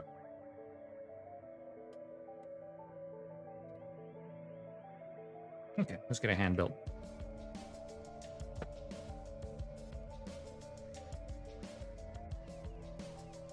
Camera, Bilko. Camera. There we go. Into channel, my stream is scuff.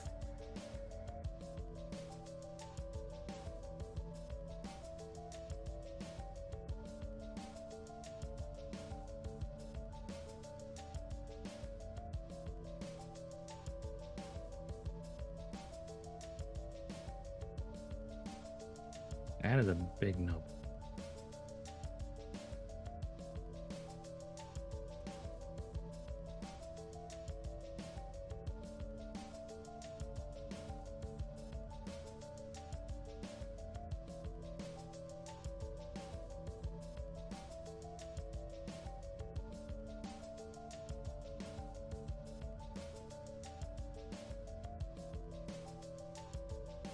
Oh, there it is. Right. Yep.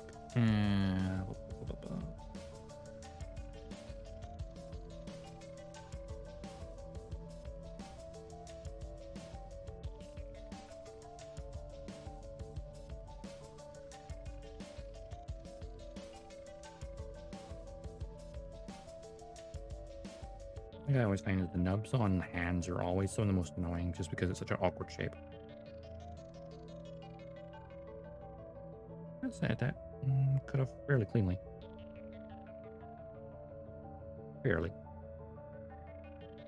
Not perfect, but hey.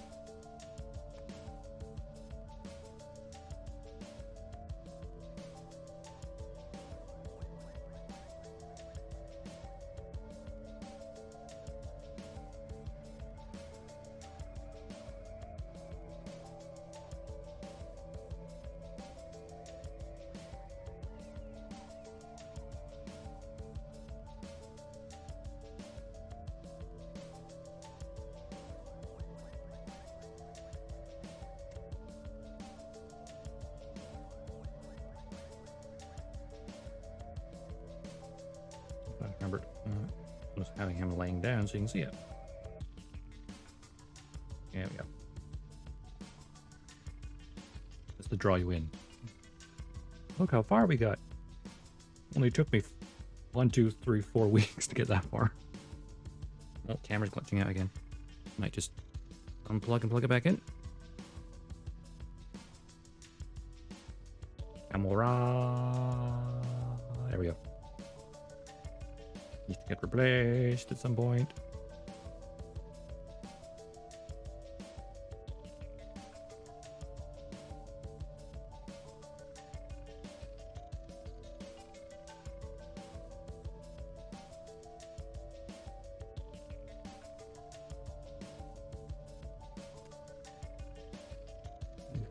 Drink more water.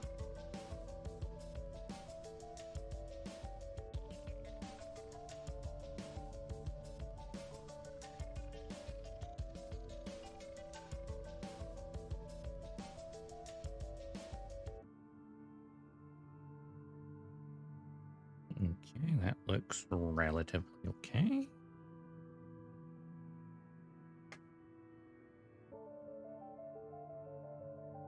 Always trying to make sure I don't just like leave a half-finished filing job.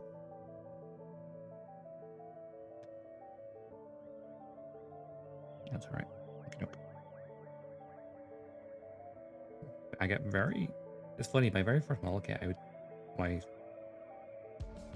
nub maintenance was atrocious, and now I've become super pernickety about it.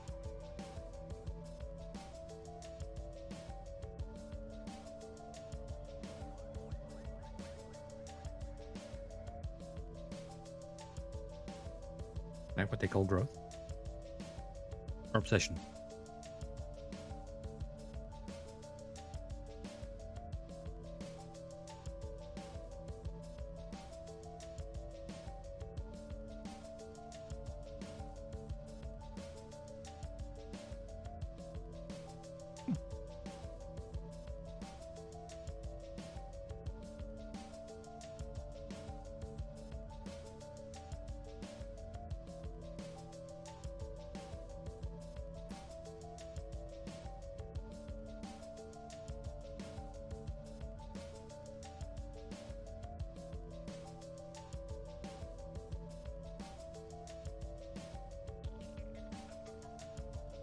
Amazing. Got a little bit there.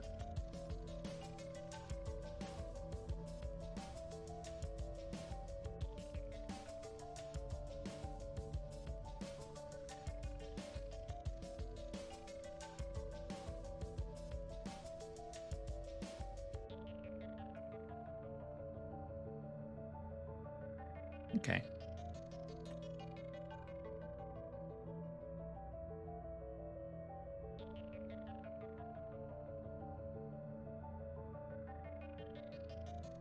And yeah, that's the way around for the hand, right? Yeah. One hand. This hand of mine glows with an awesome power.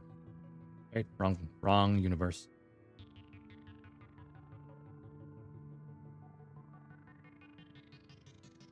Feel Gundam now.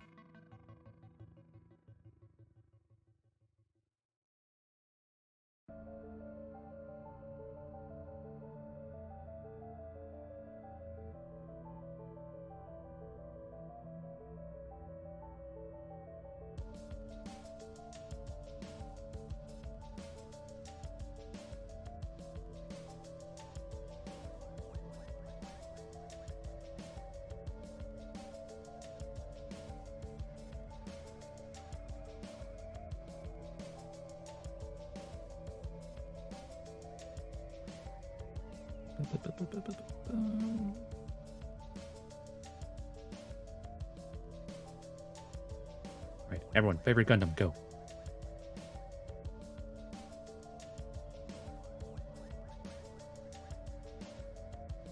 For me,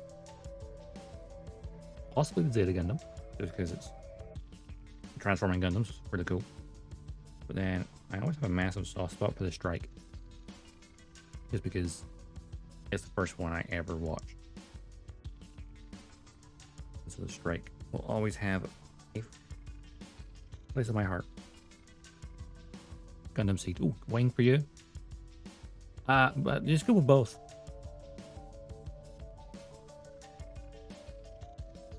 So, wing's your favorite. You know, figuring your name, I'm going to guess your favorite Gundam might be the Death Scythe. Which is definitely my favorite one from Wing. Wing series.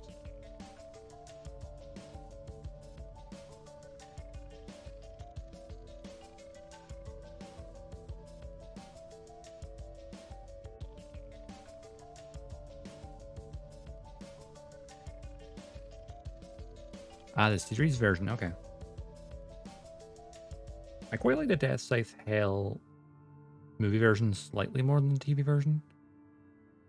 I think it's a slightly cleaner look to it, but you know, everyone's taste is different.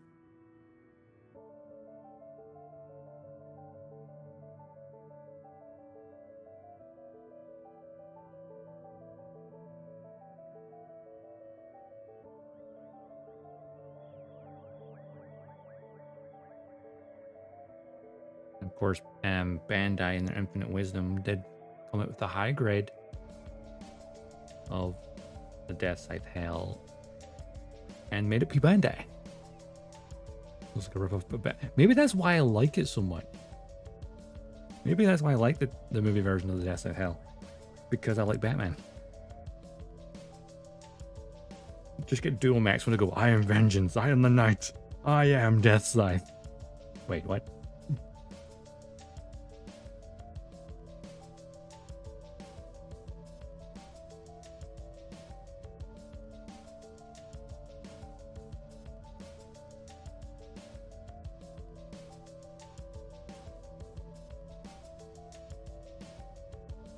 I mean, Dual Maxwell does call himself a god of death, so, you know. He's already edgy.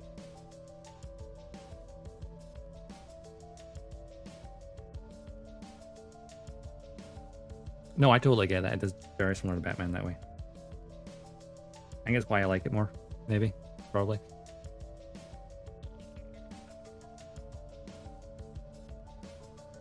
Oh, camera, Doko.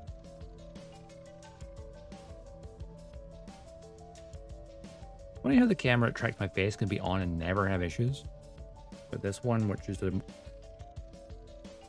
guess technically more expensive.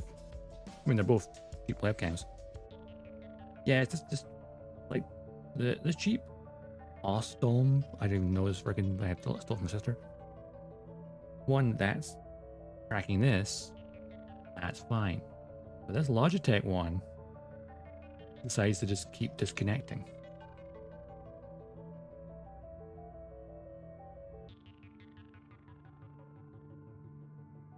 And I don't know why.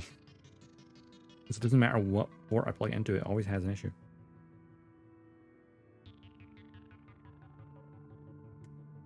Makes me think that maybe Logitech cameras are actually kind of shit. Oh no, it heard me.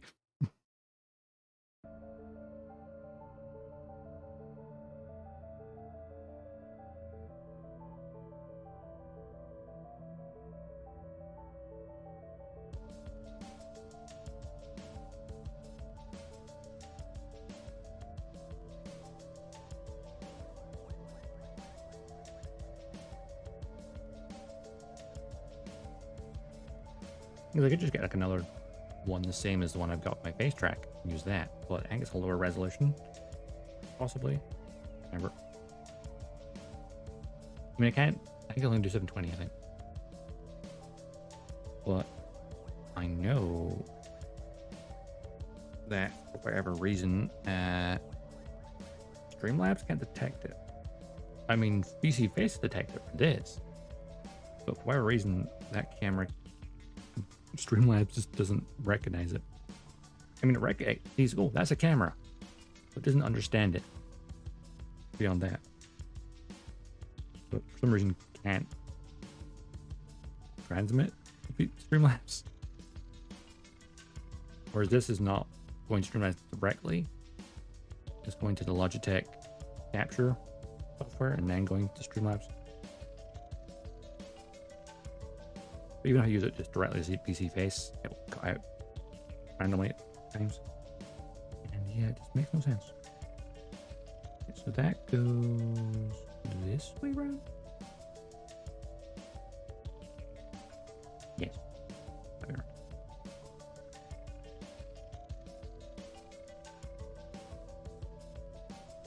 The hand goes on.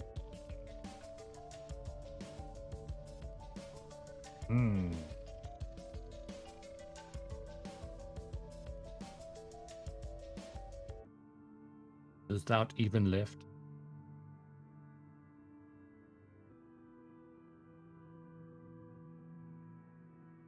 You go into the hobby, but all the AMG wing kits. Endless Waltz one's nice. There's 5 Supernova kits I wanted. Perfect grade wing for resin conversion. There's something I'm not confident enough to try yet. The resin stuff. It's interesting how it can slightly bend the opposite direction.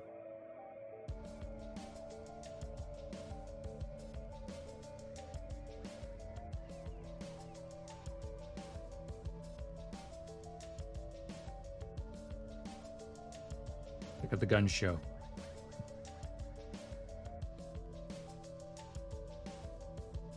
Or not.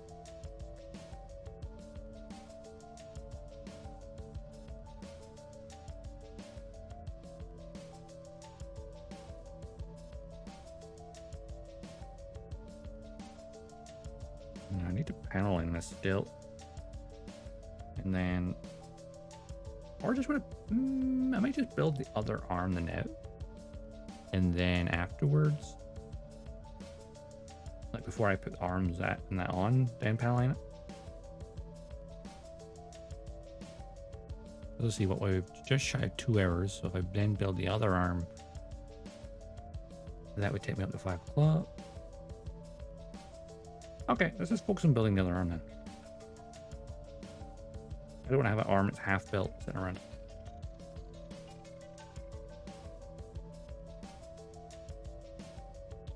I don't need to pop this off later, but I'm gonna just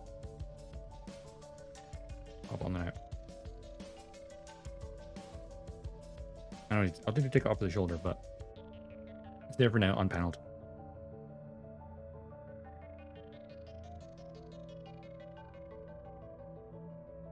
Other arm.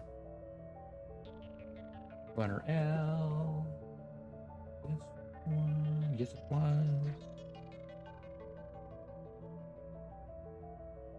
Look at this big chunky bit that's just sitting right there. I was like, oh, what's that for? Oh, yeah. Base adapter. So that plugs into the backpack, back of the torso, rather than being like underneath, like many other kits. It's a really smart move. It was to have it hold on over the center of masses. So I don't need to look at the number. I know exactly the part I need right now. Second limb syndrome. Let's go.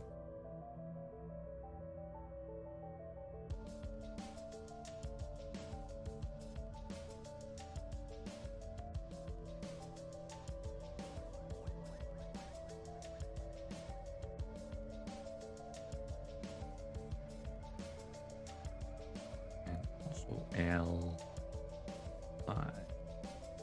Where's that again? Oh, there it is. There it is.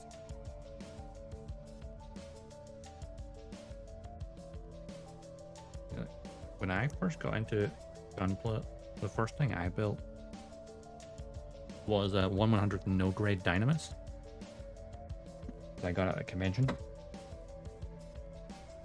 And I didn't have nippers at the time. So I twisted it off apart and then used a nail file to get rid of the nipper.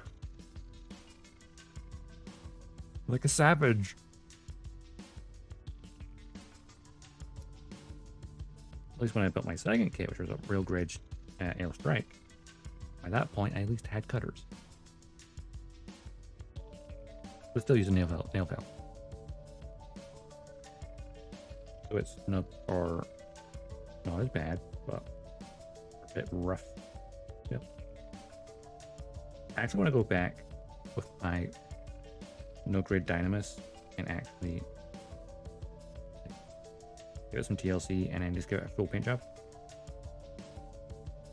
Same goes for my third kit I built, which was the Master Grade 3.0 RX-78. It was funny, I went from no grade 100 to high grade, sorry, real grade, and then up to master grade, and then finally built a high grade after that.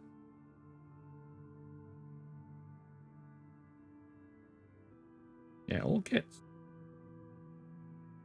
But they don't always age so well. When did I get this part yet? The brain went ahead and looked at that. Oh well. No grade death scythe. I think the 100 no grades are really good starter kits because they're just bigger high grades.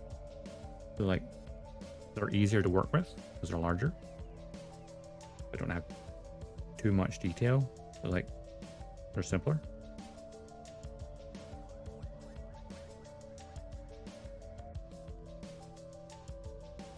But you can definitely see how much it's changed in life.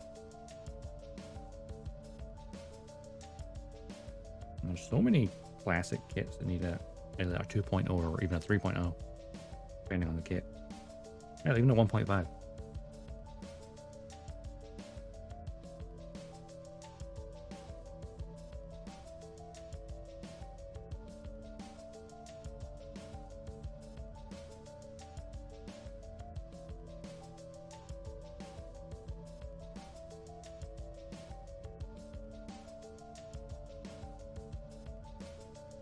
Yeah, I noticed the ad after when I was mid-sentence, like, oops, you won't hear me.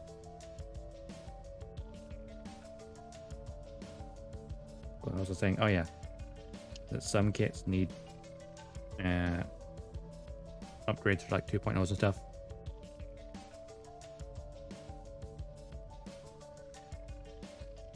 Or even like some kits like had the Dom and the Rick Dom. I know the Master Grade's technically a 1.5 because most of the kit's the same as the old one, like the really old one. There's just a few mechanical differences. But like all the armor, I think, still the old stuff. Which is an interesting way to update something without completely re-engineering it.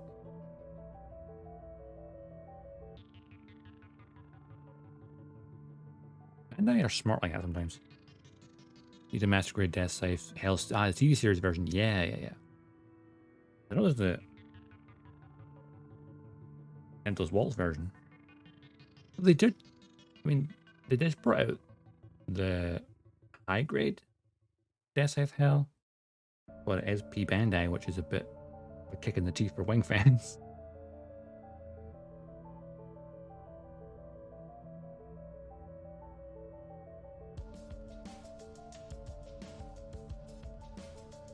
So maybe, I think,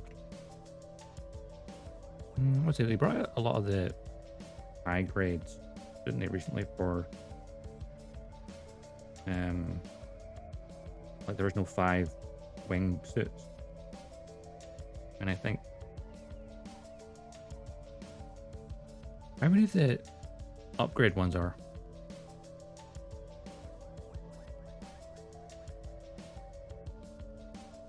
I think when it comes to the, I mean, my memory wing's a bit fuzzy.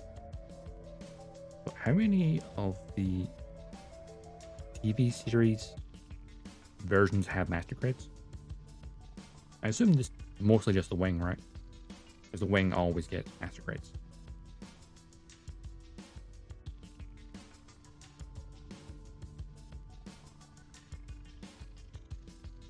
Though thinking about it, the wing has multiple real grades as well. Because it has the Endless Waltz custom with the wings.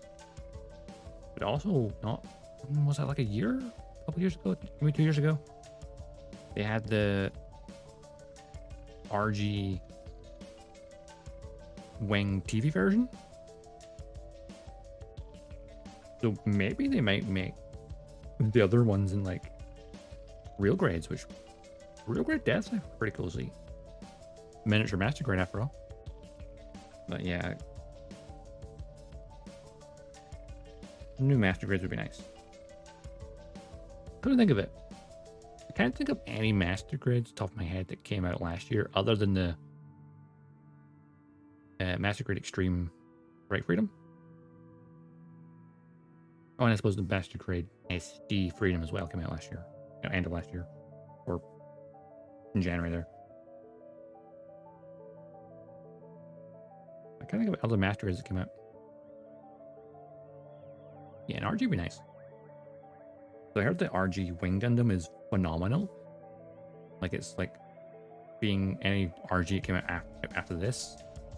They're like so much better. Like, this was like the one that sort of revolutionized real grades.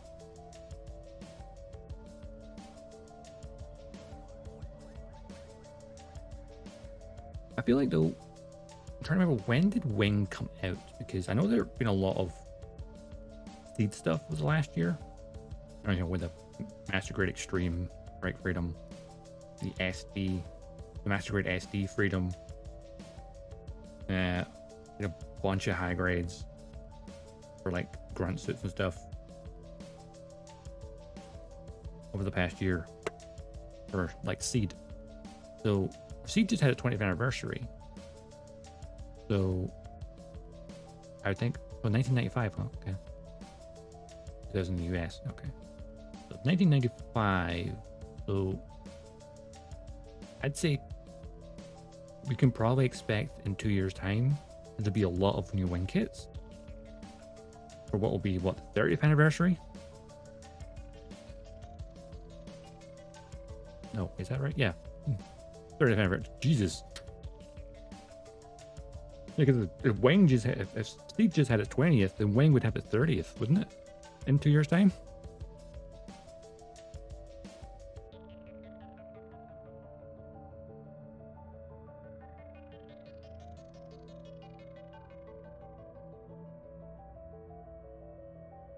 Oh, if it's 30th anniversary in Japan, that will probably, you probably expect a lot of Wing kits,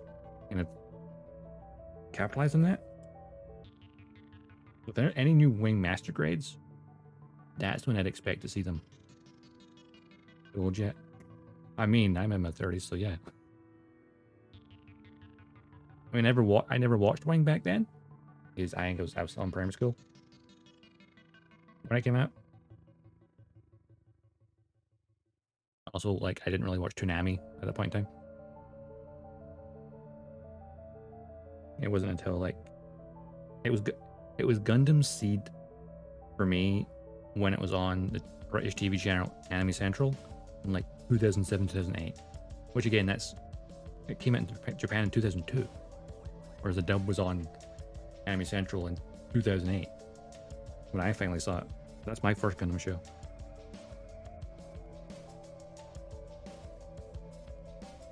So like, even just thinking it, Wing got, I know Wing got a lot of people in the anime and Gundam.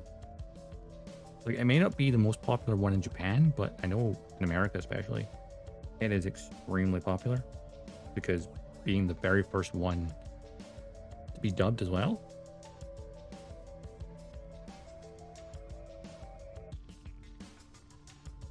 And I think even though technically G Gundam's older than Wing, it was like the second one to get dubbed. So those two were just like that perfect time zone for Western fans. Whereas me, I'm the Gundam Seed fanboy.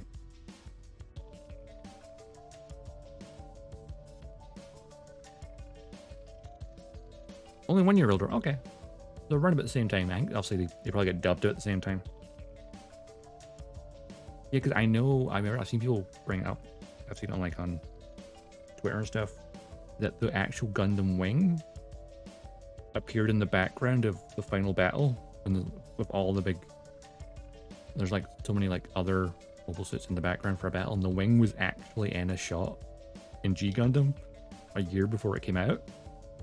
And it's like, that's a fun little Easter egg for the next show that was going to come out. Yeah, it's like, yeah, Wings and G. It's a fun little thing to think about. Going, wait, what?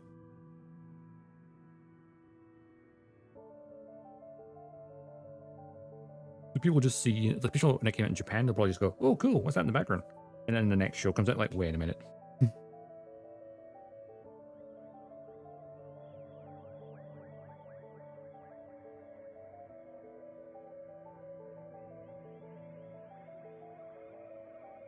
The nub pretty well. Yeah.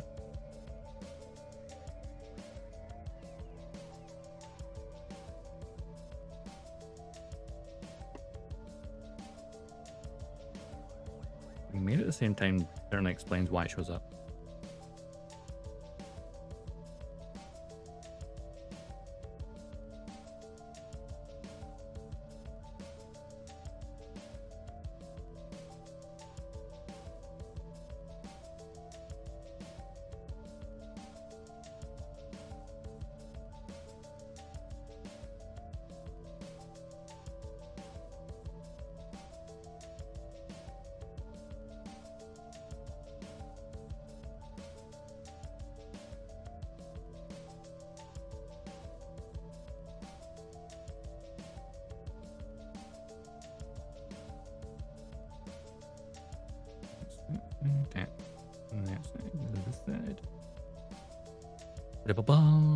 After Colony and Future Century are the same time and confirmed. Renee was right all along. You never know. I mean, Turn A, isn't that like... I mean, I still have to watch Turn A, but isn't it like... unconfirmed alternate timeline after that Universal Century ends? Potentially. Or at least you can imply it. I know Reconquista in G is literally post UC because it actually states it at some point. Or like Turn A is like, might have happened.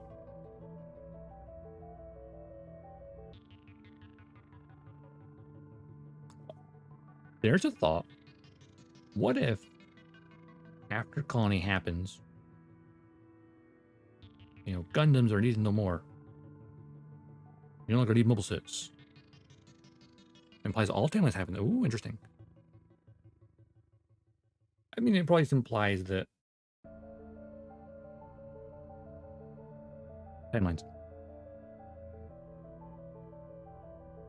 Hey, Mac Drone. Oh, Mac Drone 0079. Nice.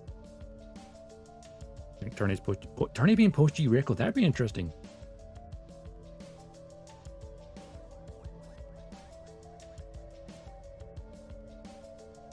Yeah, like there's so many things that can like. You can even almost potentially think it with Iron-Blooded Orphans because the post disaster, the Calamity War.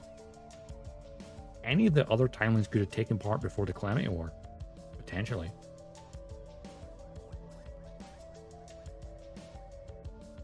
Actually, in fact, thinking about that, people have pointed out is like on like the map of Earth, when they're like talking about the different economic blocks on Earth in IBO, people have noticed on the map where Sydney should be, there is a massive crater, much like in Universal Century. So, you know, certainly implies that Iron-Blooded Orphans is potentially post UC as well.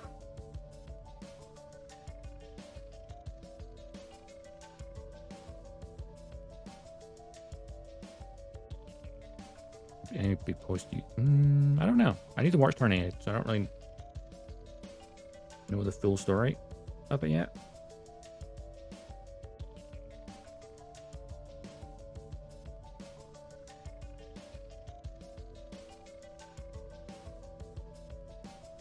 What was that other thought I was having? Oh yeah, that maybe after Colony happens, and then Future Centuries, it technically, even though it came out before it, maybe it's a sequel to it. Unless in like maybe the Future Century takes place after Colony.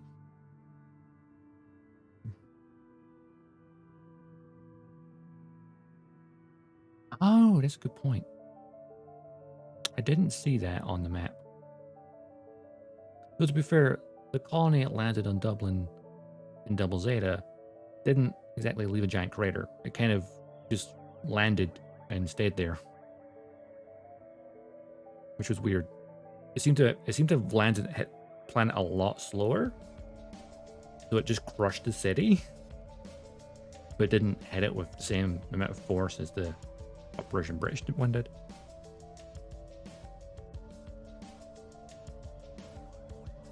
Also, there's got to be a crater somewhere for the one from 0083 as well.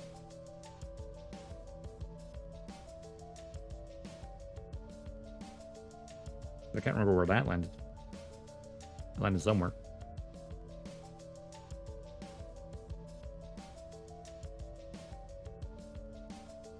Did they ever specify where the 0083 one landed?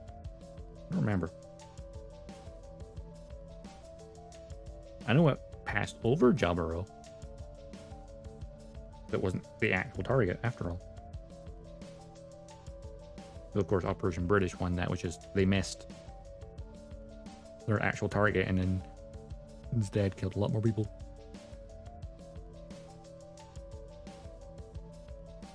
I suppose there should be a lot more craters thanks to Char as well.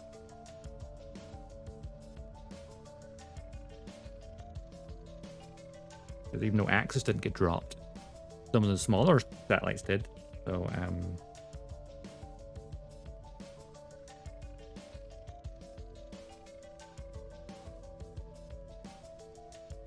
it'd be a fun thing to look into, like just trying to. It's like that meme, whereas like the board with like trying to connect all the dots and stuff like that's just trying to connect everything right now. Oh, actually, I want to put stickers in this part first. This time I'm gonna make sure I have it the right way up.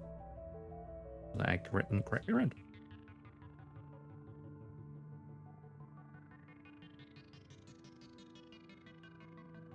$15's on this side, 14's on that side. Correct.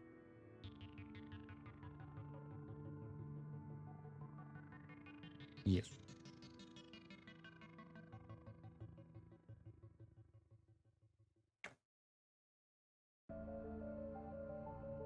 But I don't recall Bonnie it landed on Dublin,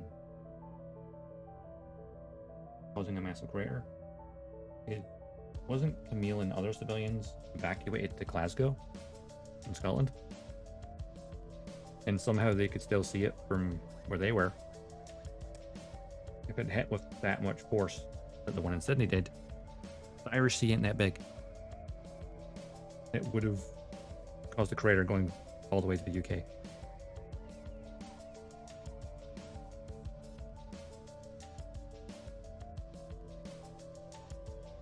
I guess why a lot of people think it's actually not Dublin, but it was supposed to be Belfast, because Belfast and Glasgow are a lot closer.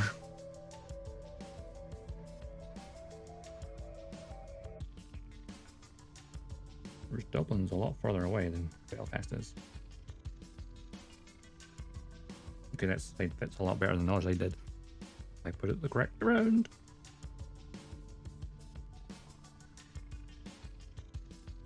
What do you think of Camille as a civilian after Zeta Gundam?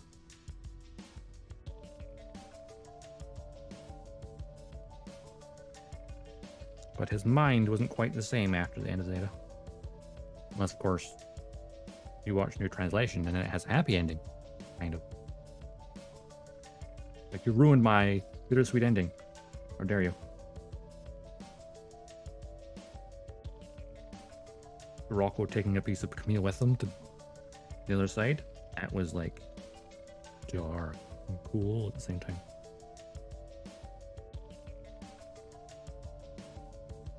Yeah, Scirocco's death, being impaled with the freaking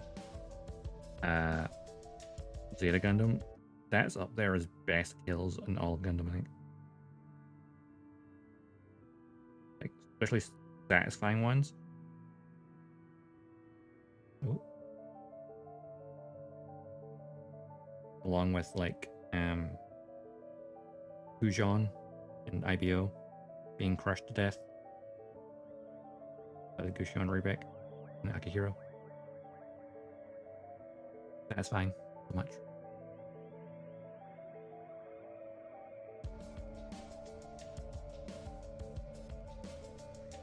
Well, you never liked Camille?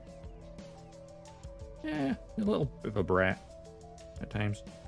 But he grew up. By the end of the show, he was actually a fairly decent person. At the start, he was a little brat.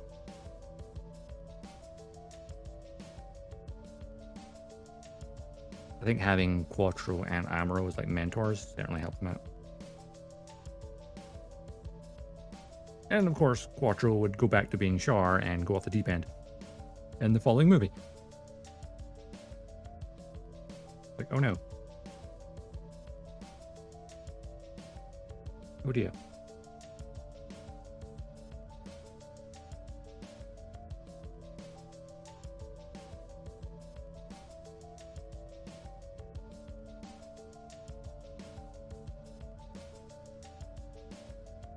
I'll do this to my camera. There we go. Put stickers on these parts in a minute. Okay, I need those parts again for the lower arm. Oh yeah, Double Zeta has a lot of great characters. But I would definitely say it is definitely cartoonish, especially that the first arc at Shangri-La. What's called, right? There, that colony, that was very comical. That part. I feel like once they left that colony, though, it got a bit more balanced out. I think it came a little bit less comical and more, but still more lighthearted than Zeta was. But they kind of toned down the slapstick comedy of it. Or at that point, you just got used to it. Either way.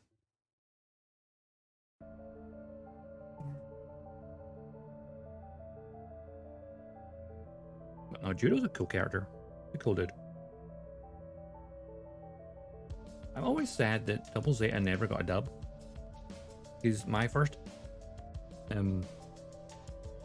encounter with Judo and the rest of the Double Zeta cast was through the Dynasty War Gundam games, which had dubs.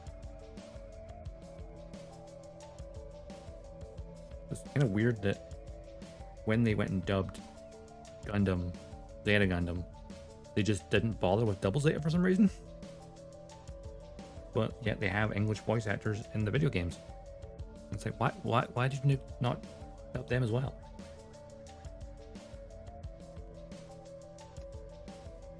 Which, of course, localization of Double Zeta does give rise to the question: is it El Pulo or Puro? There's the question: is it Pulo or Puro? I will forever be in the El Puro faction because that's what he was called in the video games and how she pronounced it, and even in the subtitle of the show, the subtitle says Puro. And it sounds like she's saying Puro. Because of just the way the Japanese pronounced Pulu. It's more like Puro. So for some reason, when it came to Unicorn, I'll say the 12th clone, it being Miss Marita, I was like, in the dub they call her Pull 12, and it's like, eh? Did you not just keep it consistent and call her Puro 12?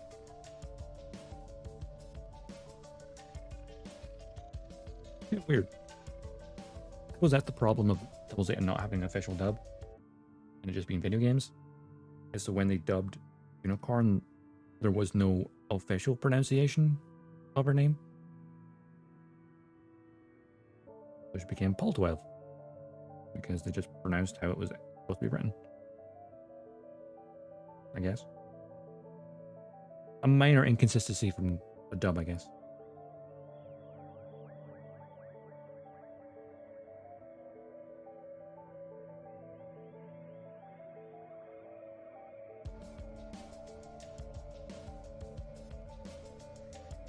For one thing, I think is like LPO Puro is a character in the anime. That's so freaking annoying.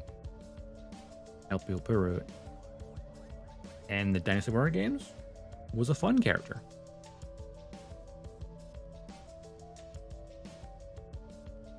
I think she's a better character in those games than she was in the anime. She was a right little brat.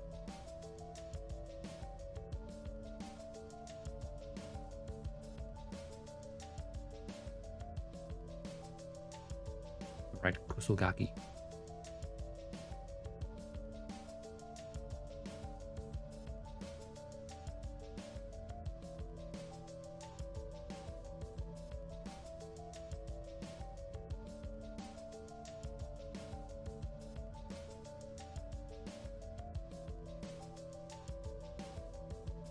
I do like Judo and his crew. They're all like Judo, Bicha, Ellie. You know, they're all a bunch of memorable characters. Like a ragtag bunch.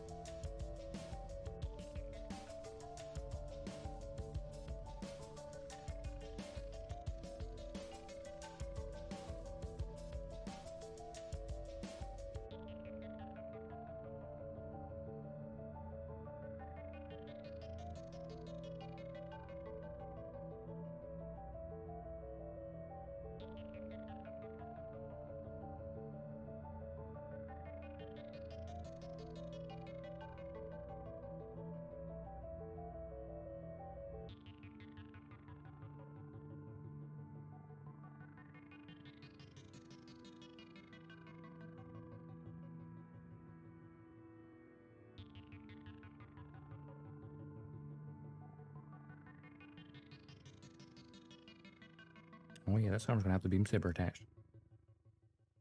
Forgot about that.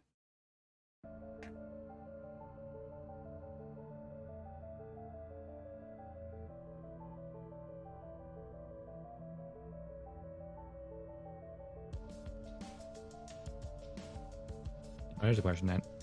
Who's the best character in Double Zeta? Is it Judo or someone else?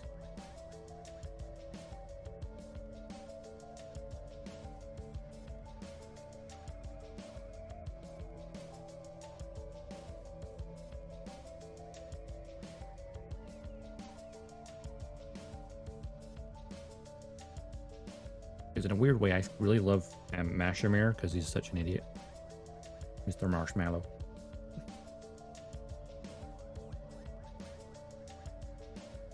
He was just ridiculously incompetent. It was like a fun show.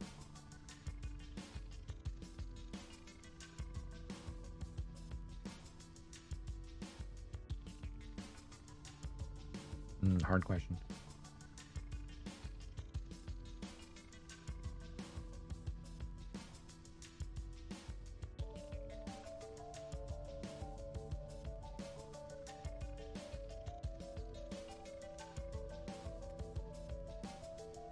He was upset. Yeah, he was obsessed.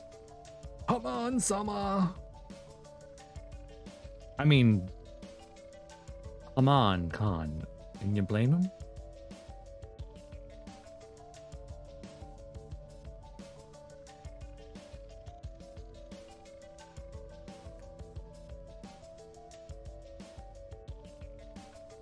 Actually, with that Xeon outfit.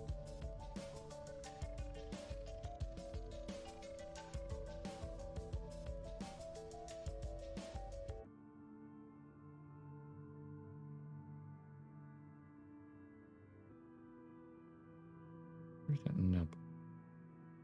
Yeah, there it is. I filled that one right, didn't it?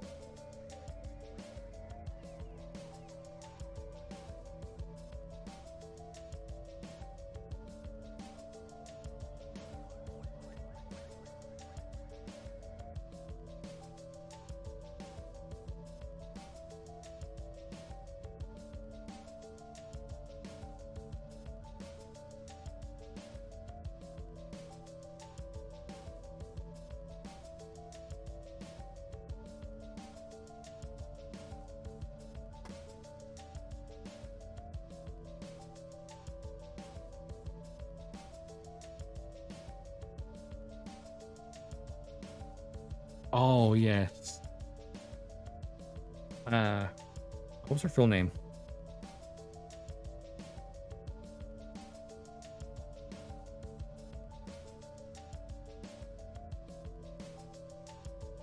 She was like, she got a little too excited to say that in the cockpit.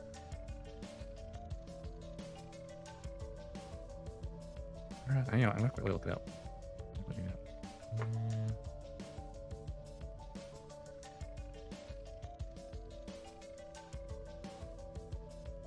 Oops, I misspelled the Gundam. Yeah.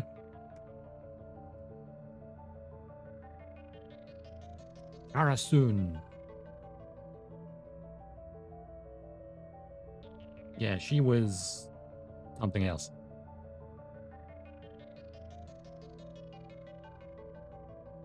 Yeah. Forget Haman Khan. Arasun. Goddamn. For all we know, that was the case. She perhaps then turned off the inertial dampener.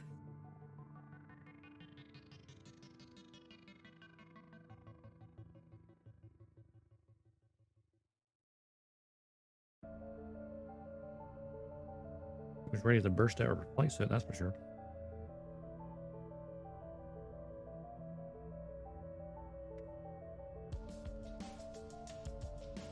I mean, look at all the characters that Judo had around him. That boy's got game.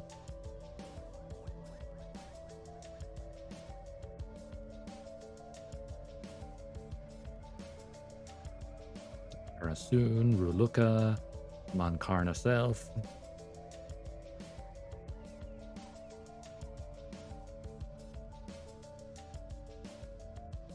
Say Puro because that's just weird.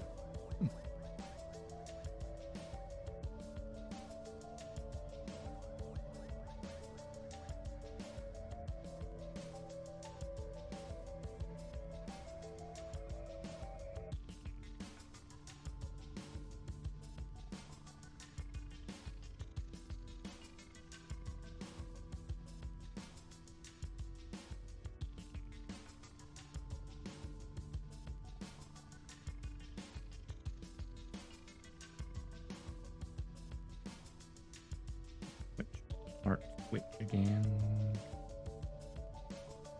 And is this thing.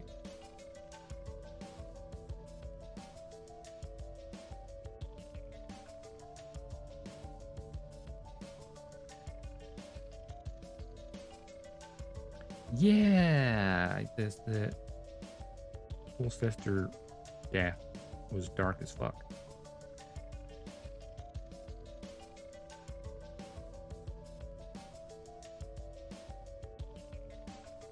And then at the end of the show, it was like, oh, by the way, she's alive. Wait, what?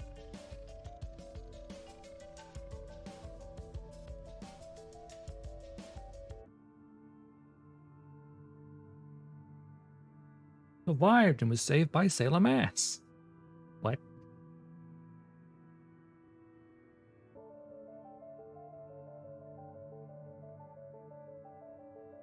This is a weird way to try and shoehorn Sailor into the show. But then again, I suppose the original plan was that Char was meant to be the villain of the later part of it. Instead, he got, because Char's counterattack got approved for a movie, Glammy took on that role instead. And it's just like, yeah, you're a get Shark one, mate.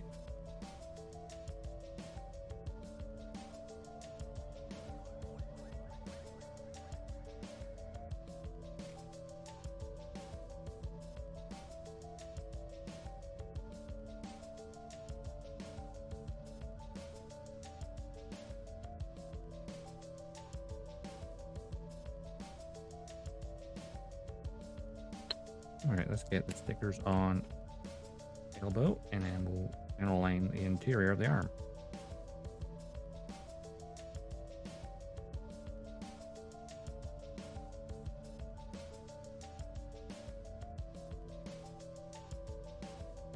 But then you had the really weird moment of Guru getting killed by her clone.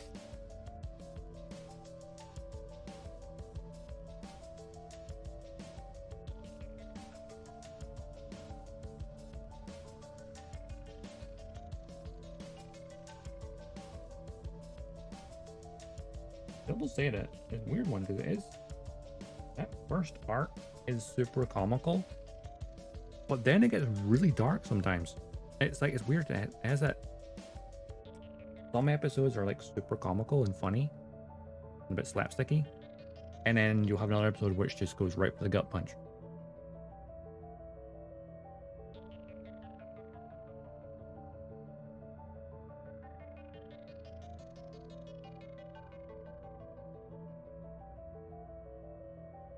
I mean, all the Puro clones, we even have one in Unicorn. Number 12. There's a great character on her own right, Miss Marita. What could have happened if they were allowed to grow up, essentially? Though the little, I guess, memory flash that Benager sees of Marita as when she was younger, and you realize that some of the shit that she went through after Double Zeta and surviving is kind of fucked up on so many levels. A lot of it's implied, but it's really fucked up.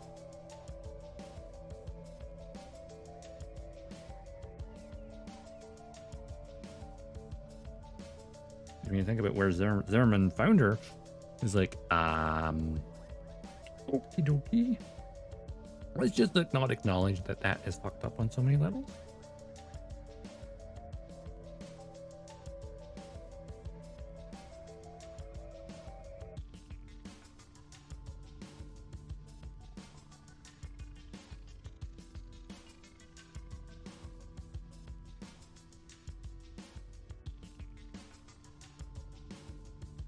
A little bit off center.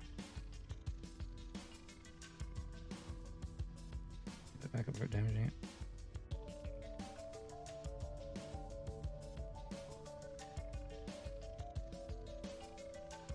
Nope, let's not do that. I'm gonna slice into it by accident.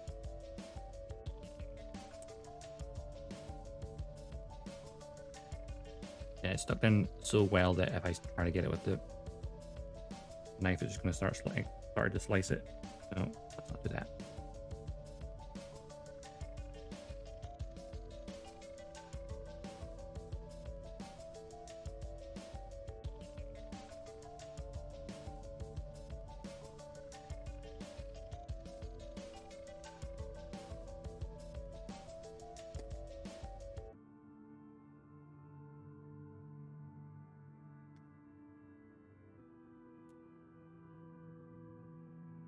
Attack of the Clones. Even before Attack of the Clones happened, Gundam had done it already. Like, these clones are psychic. Kind of.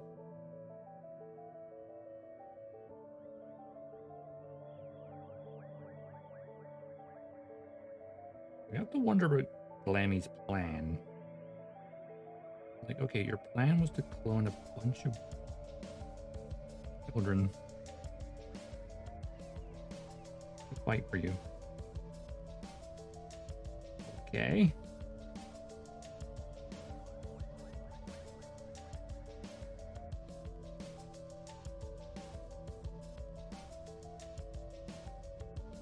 And you've got the whole Glammy Rulika thing going on there. Like, hey, Glammy, back the fuck off.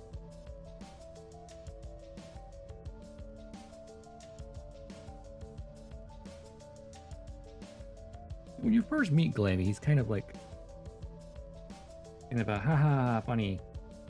He's a useless character who fell for Rulika's charms. And then as the show goes on, it's like, yeah, he didn't just fall for her charms, he fell for her completely.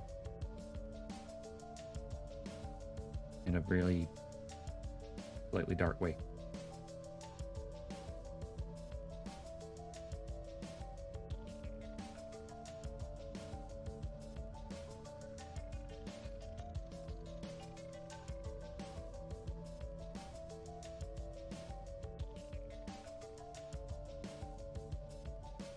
Weird for Glammy to go from being a joke character to trying to be a threat.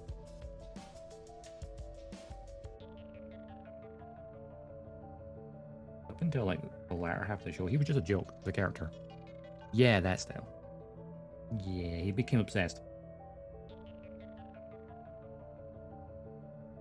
But not in the same comical way that, say, Mashimare was obsessed with Haman. Because Mashimare upset, you know, he worshipped the ground Haman walked on. Whereas Glammy, you know, he went the creepy route.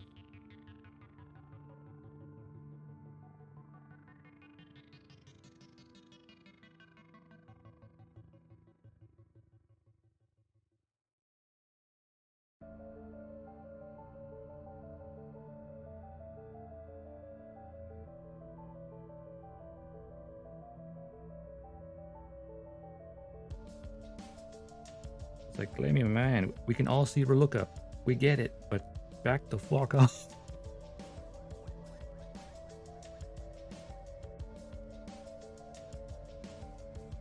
Good lord, man.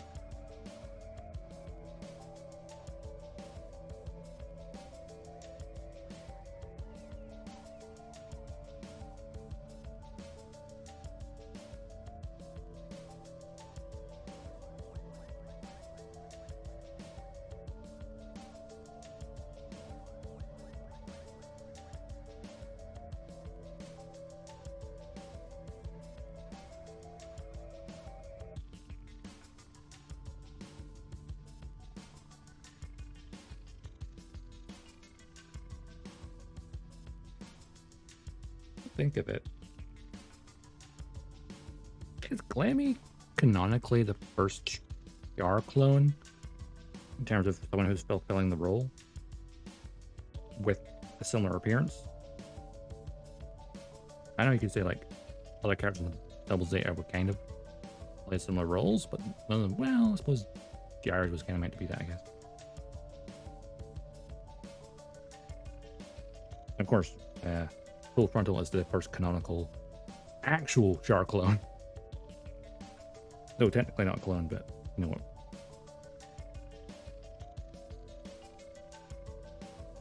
He believes he's Char, that's the main thing. He just being implanted with memories and surgically altered.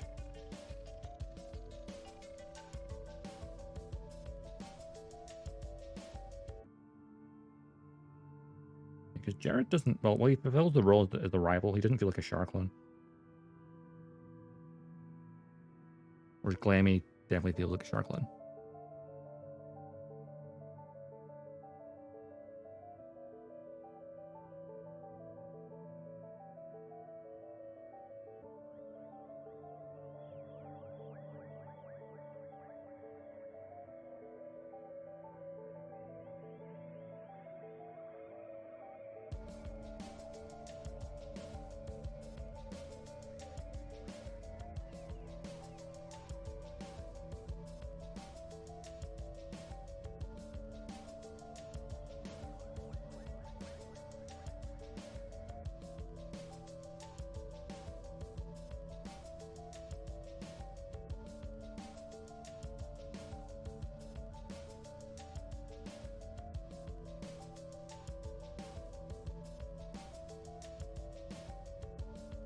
I'm taking us off camera again.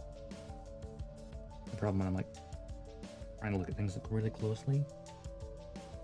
There's the advantage of having my camera this low down. I can't accidentally get on screen.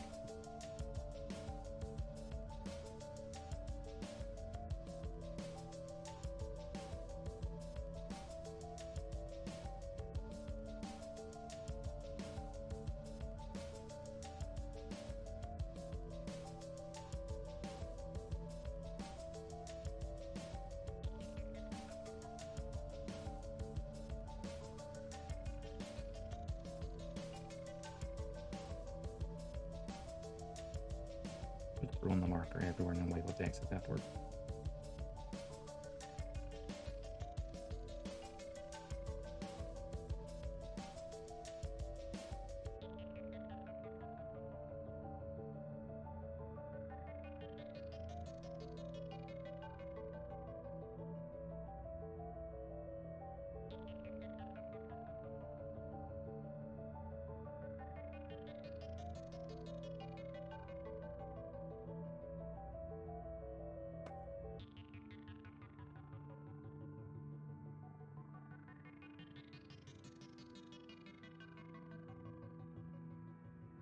No panels? Panels. I love looking at that. Even though it's just gray on gray, it just makes it pop so much.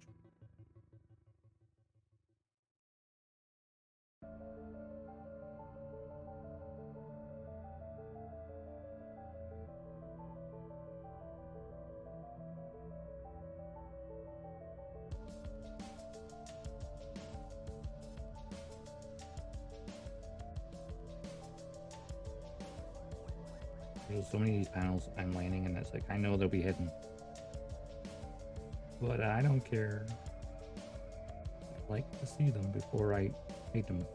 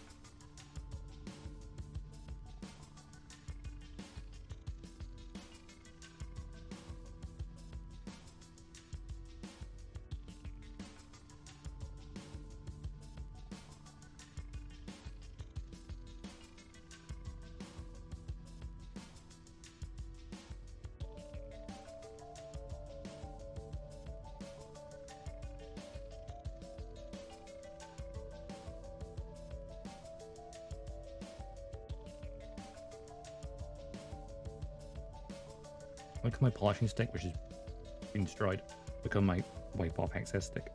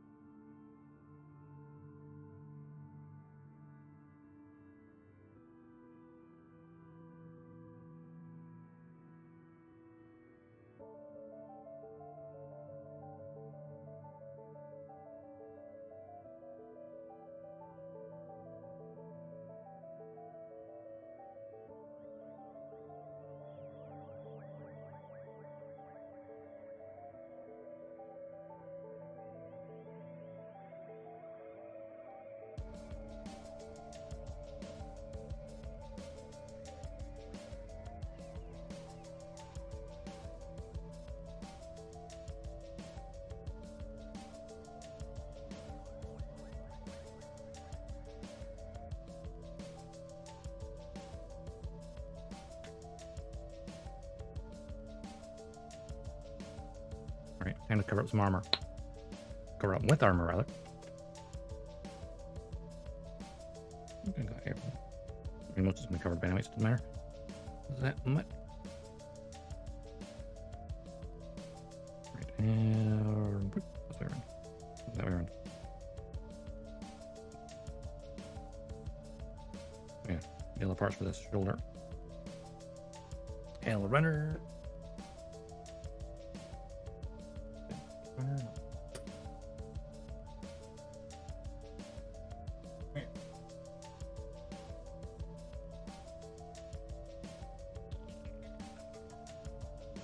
Okay, I need number 7 and 8.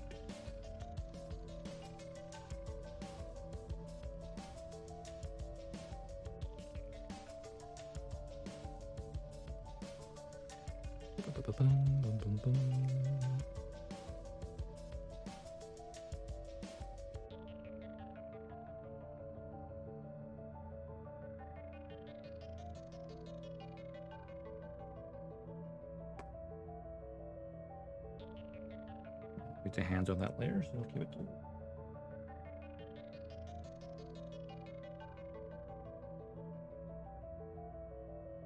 Right then. Get rid of the nub.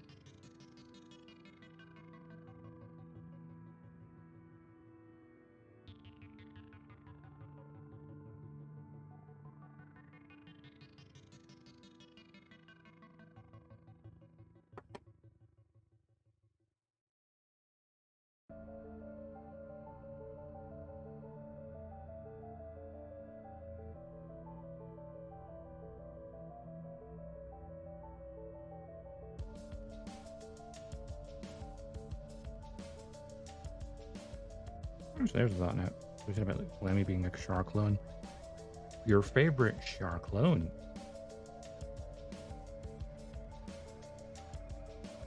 You know, someone who fulfills that role of Char.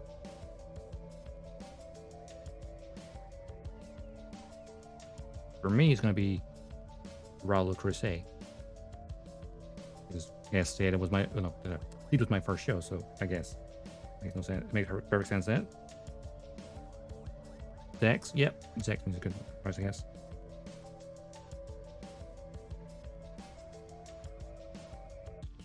Yeah, for me it'll be Raul Crusade because 1, Seed was my first show, and 2, his dub performance was so freaking good. In the original dub, unfortunately, the H2 Master dub kind of compared to the original dub. It's very disappointing.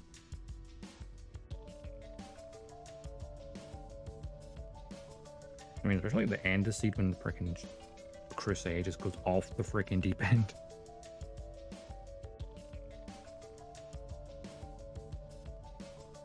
They make Char easily look like a very sensible person. I suppose Zex did do that.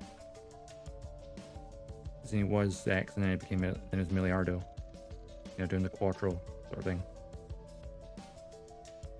Still an antagonist, but not a bad guy.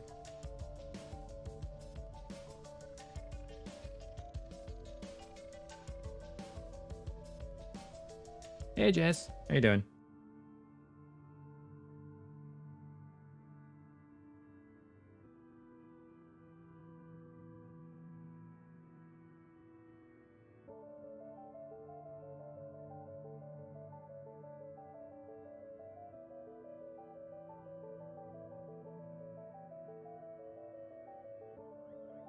Feel almost smooth.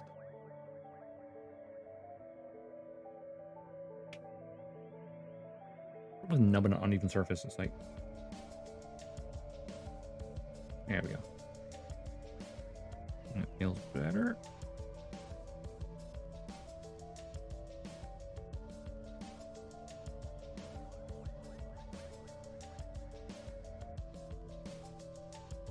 Goes onto there. And that goes on to here.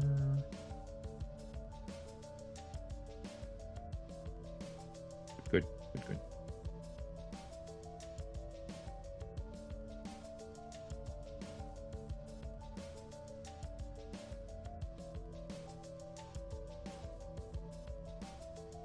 I realized I skipped a step, went straight to this part. But the pieces were lying here. I need to take them first.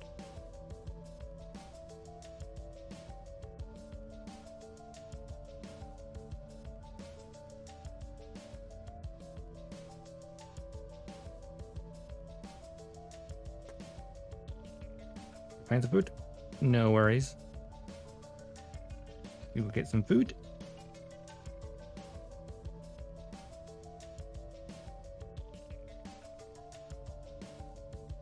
Yeah, but what time is it?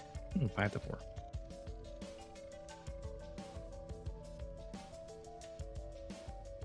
Food will be in about an hour. For me, which means the stream ends in like an hour. Roughly. I need... Oh, that... Yeah, probably. Good. I forgot to file that part properly. The part I put inside it, or it needs a sticker on it. After I...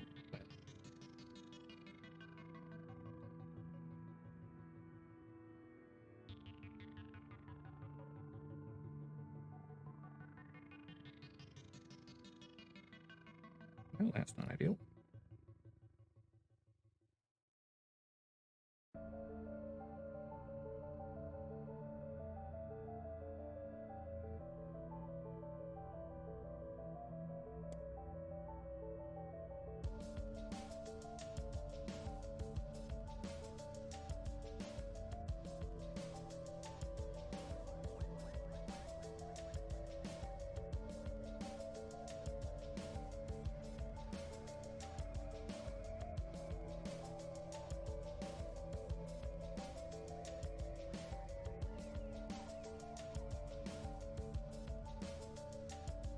There we go.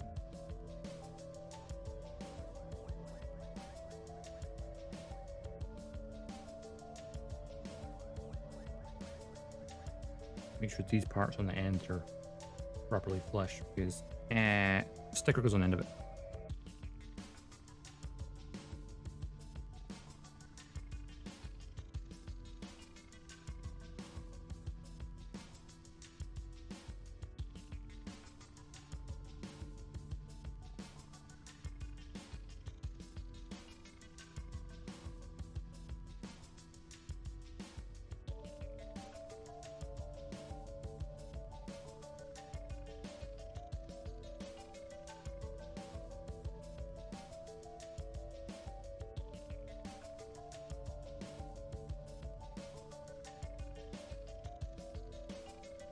Thinking they were like different Char clones again. Like Raul Crusade basically was like Char, but he skipped the whole Quattro part, went straight to the Char's counterattack Madman.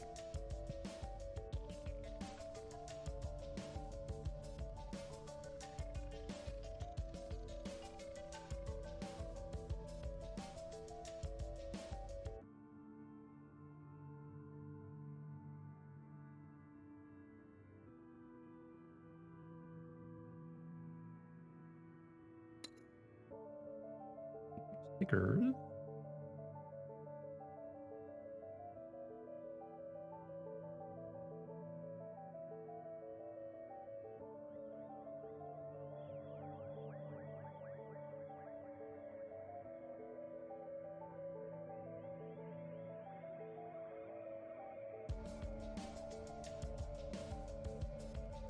Shiny, shiny.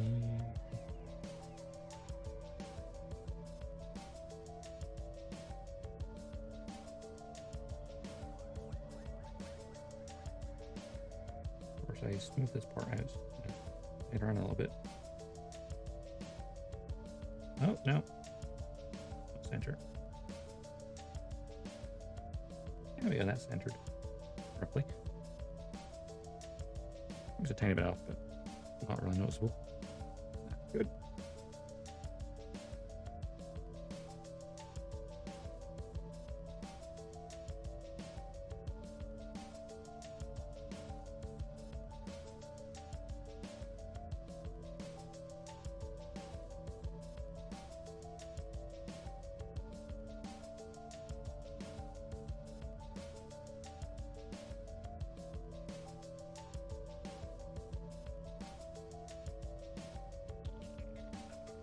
That's not centered.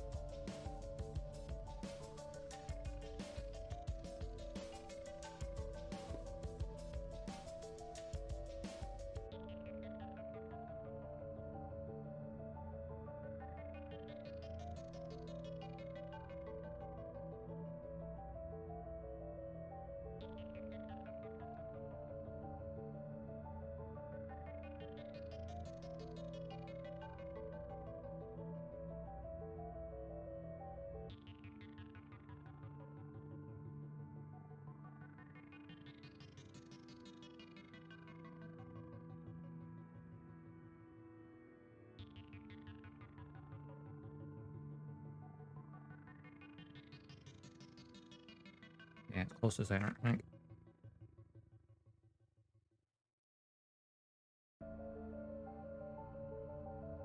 Close enough.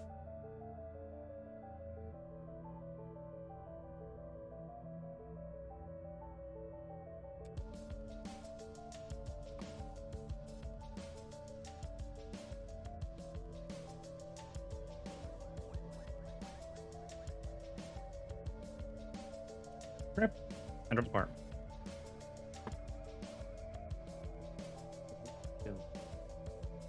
Yeah.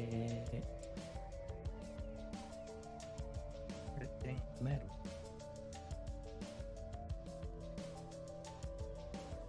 Hang on.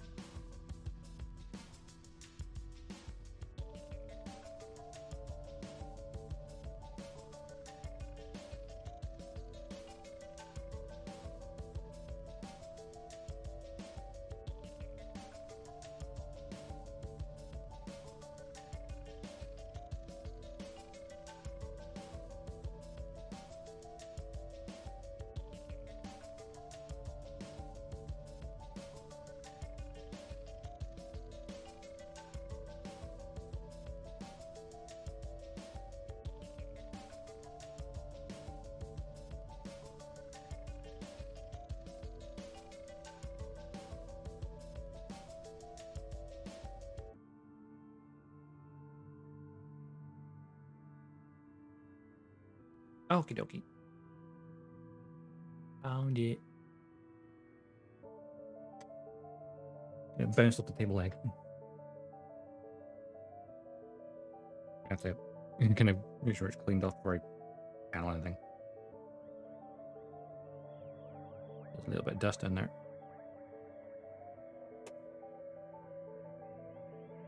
Looks fine. Right, let's panel it.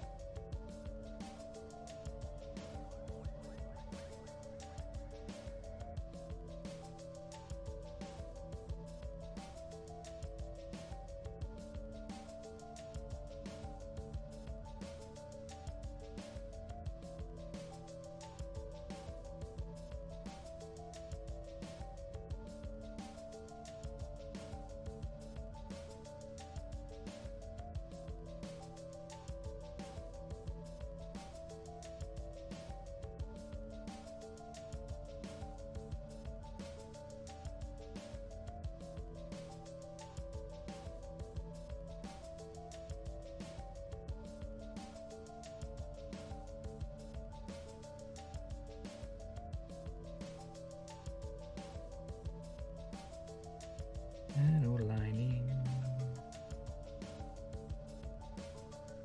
That is fine.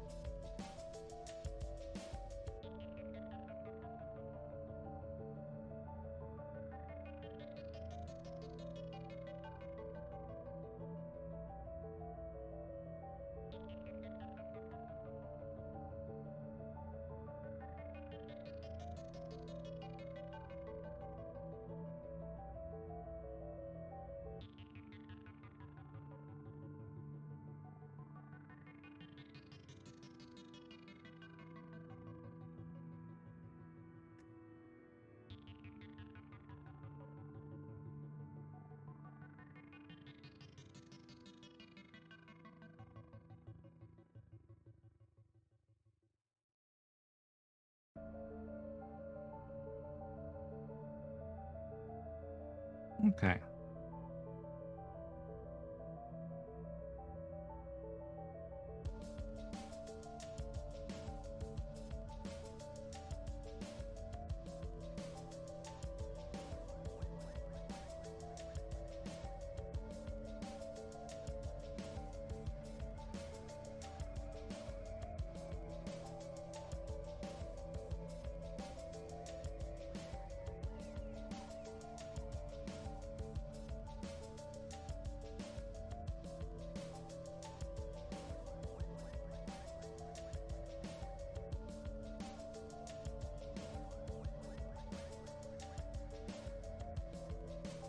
Right, there we go. That's the shoulder ready to go. For all the armor. All the armor. Miscat. Yeah, I'll just cut off all the armor parts, I guess. At least for doing this and this part. Then it gets the beam saber involved. Yeah, it'll be complicated. Okay, runner. We need number 2.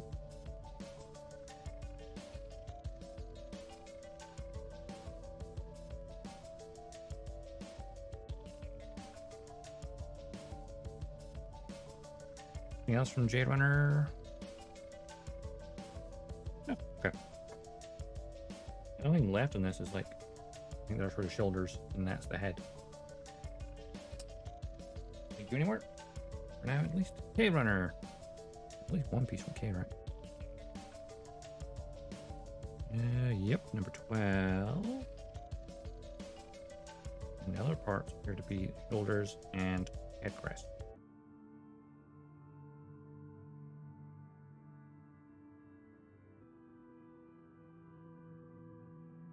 Oops.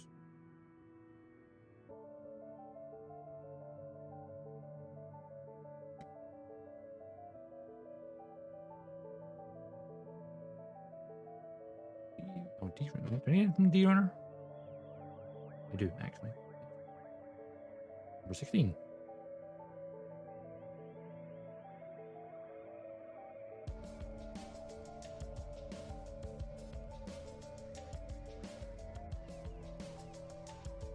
With the D-runner for a second. There's something very satisfying about seeing this shield. Which makes you realize, oh yeah, the shield's freaking massive. It's lovely. Same with like the rifle and bazooka parts. Cool to look at on the runner. You know, like I'll get to this at some point. What else do I do? I need E1.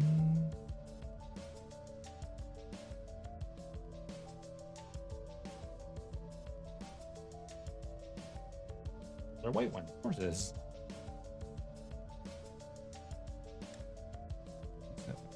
Let's see. Number 11. Let's get here.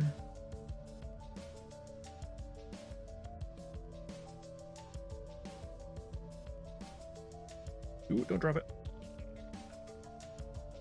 And you know, while I've got it in my hand, just to take off the back of the hand.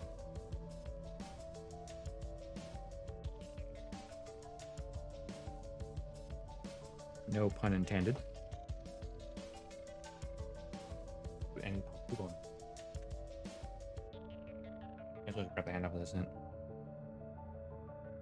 Number 23, yeah.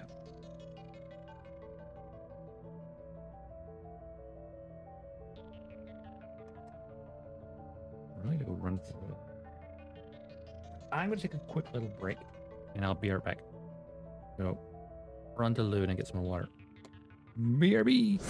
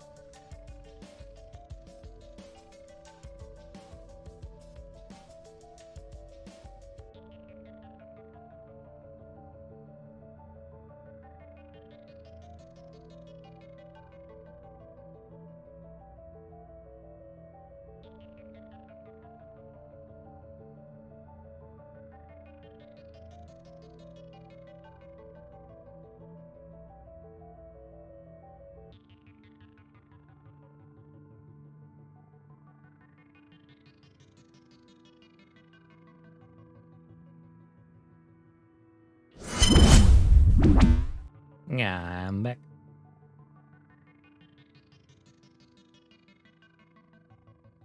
Okie doke. Pull my chair back in. Yeah, I'll get these parts done now, and then I'll figure out the rest in a minute.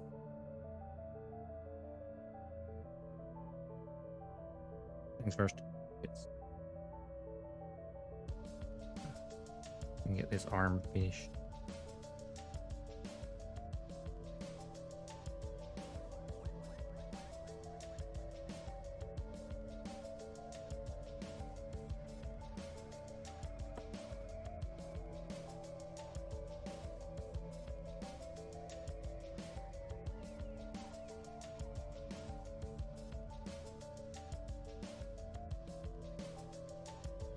No placements on these parts are so good that I forget they're there. I feel like I can see tiny remains of it. Also, there's a lot of knobs in this kit I could have just snipped and then left it.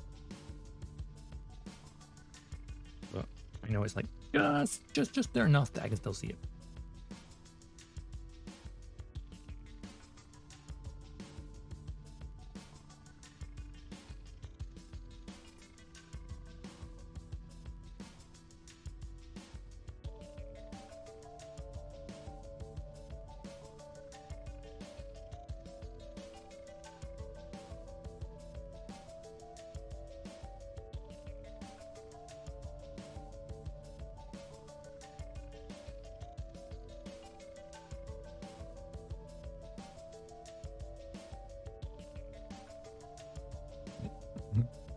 I was going to say a weird sentence there, but it's like, nope, don't do that.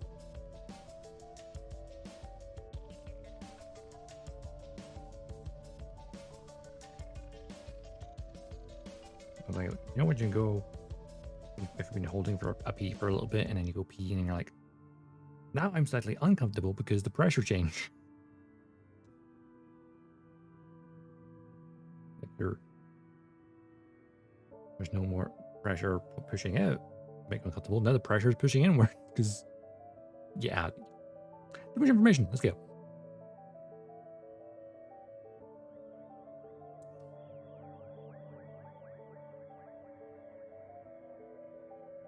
Moving on. And that cursed bit of information.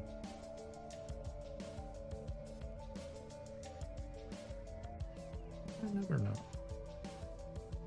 Remember. No. It's supposed to be. Okay. We're good.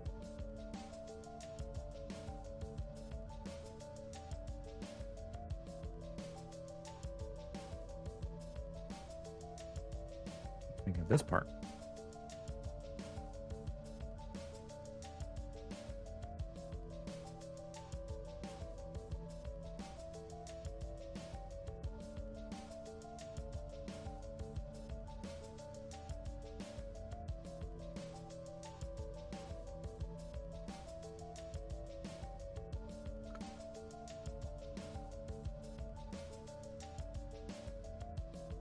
Okay, that's not too bad looking. I might need a little bit.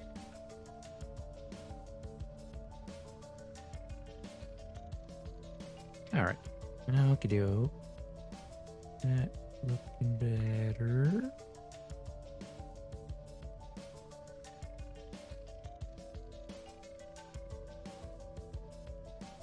Added knobs on this side.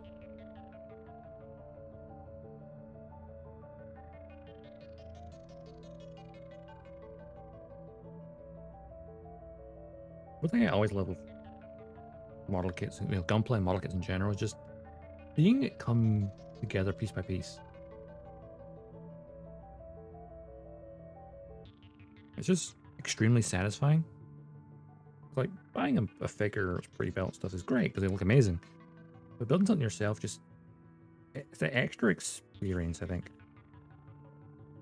Like, because even though it's a model kit and you're following instructions, you just look at it on your shelf and go, I built that.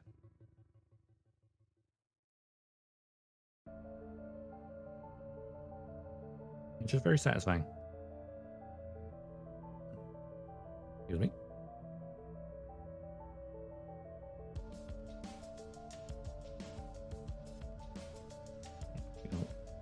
There we go. Now I can put my shoulder joint on.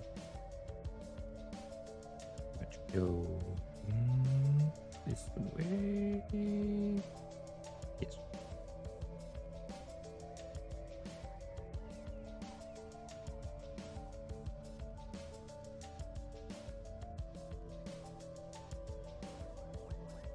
And these part. One side, another side.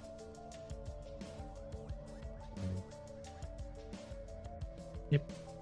Yep.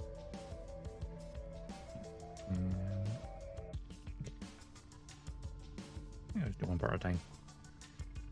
Ineffective so far. Oh wait, I missed that. Yeah. I think that's the part thing I had earlier.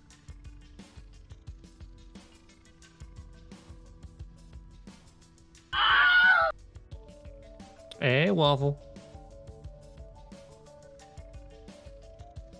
Sound of a coming waffle. Approaching waffle. Woke up. Phone's dumb. Phones are dumb, aren't they? Hopefully you had a nice long sleep. Progress you have missed. Let's see. There is an arm. And we're working on the other arm. Not fully panel lined though. Just paneling the interior part.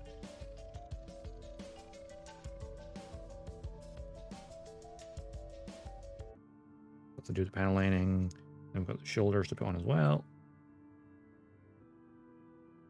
I'm not sure I got the shoulders done today though. But how are you doing, Waffle?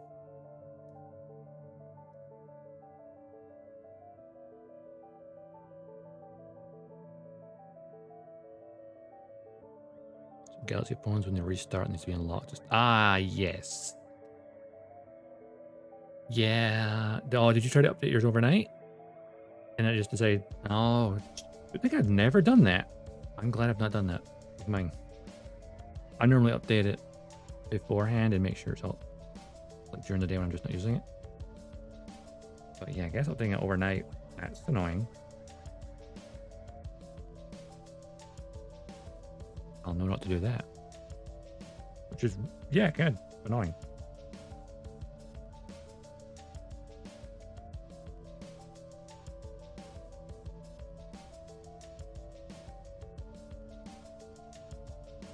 It's Sunday. Ooh, need an alarm on a Sunday. Unless you're working something, then you do need an alarm.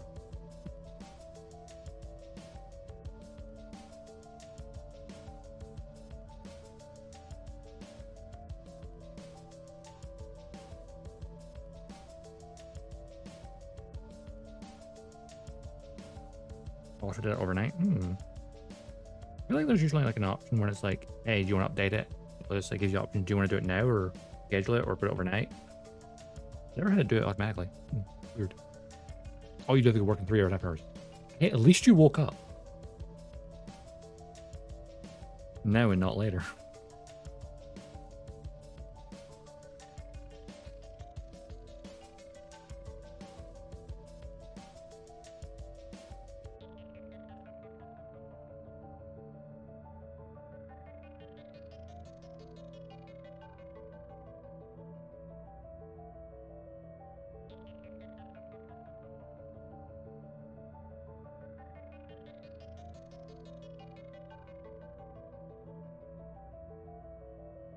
Maybe off that a little bit more.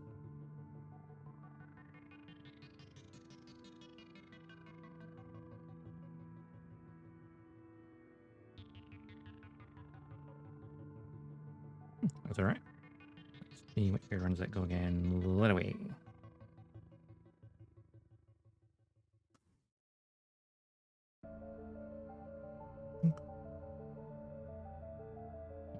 Are I done?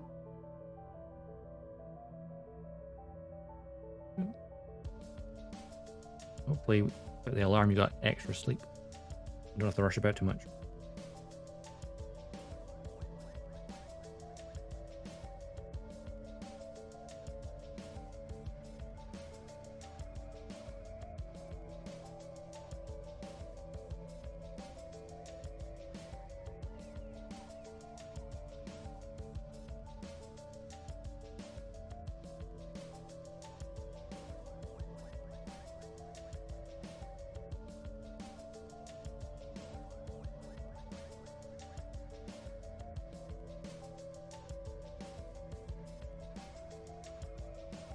Where's that other nub?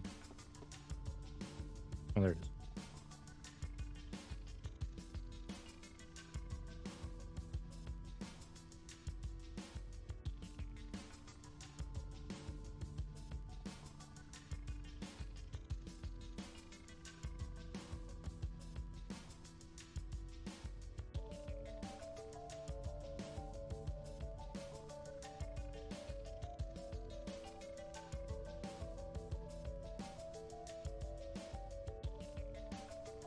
Starting to get hungry.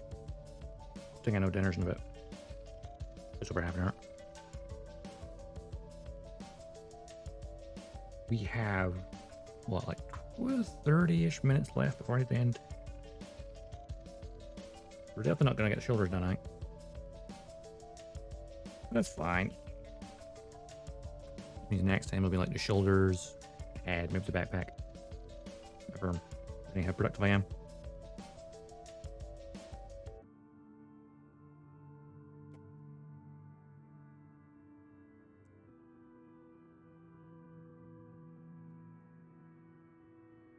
Okay.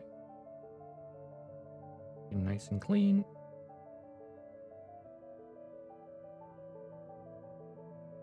The dust off my fingertips, that would help.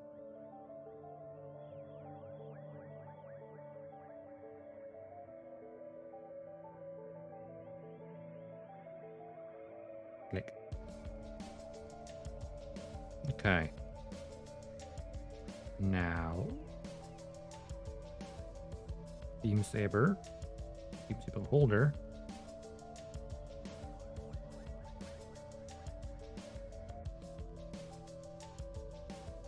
And then there's still a few parts to do with this one, for sure. Okay. F runner, H runner, and D runner. Okay.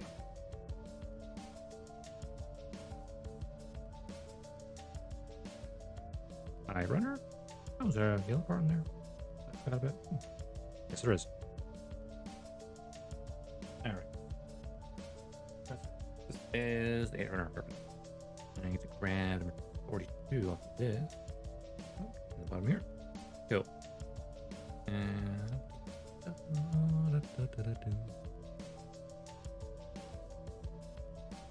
we go. That's the part for down there.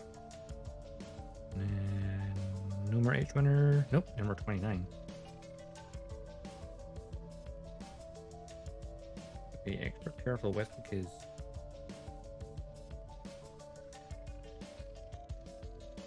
yeah.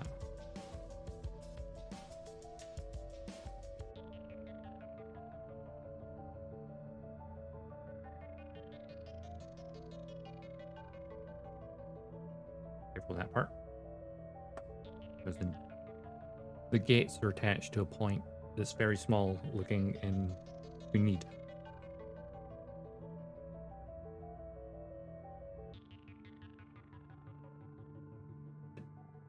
D3? Yeah, D3. That one here. Number D3, I see a beam saber. What really, these particularly, especially that one when it has that part, how much the Gundam's beam saber, the new Gundam, is even more like a lightsaber.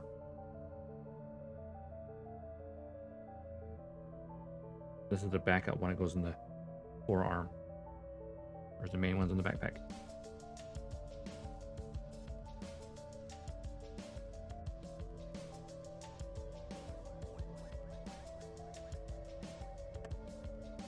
Beam saber.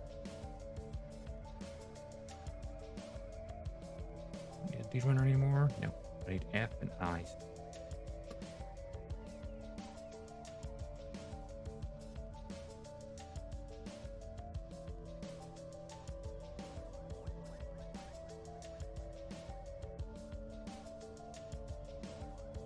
I need F27 and number 2.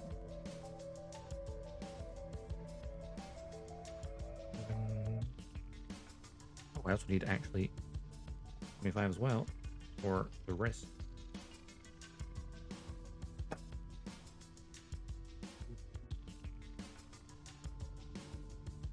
Weevil.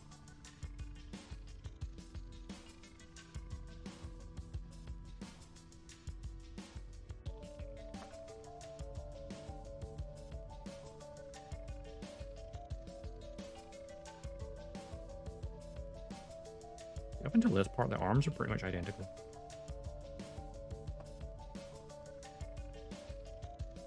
Number 2. A small part.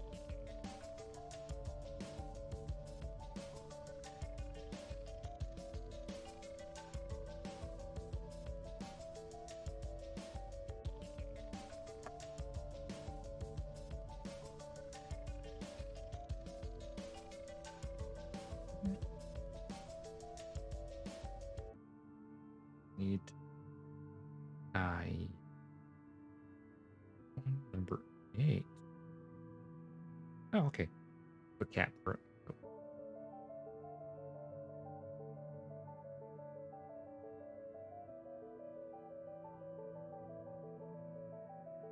Cool.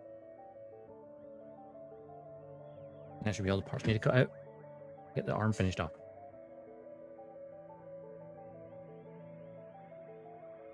Alright, let's get this beam saber we need.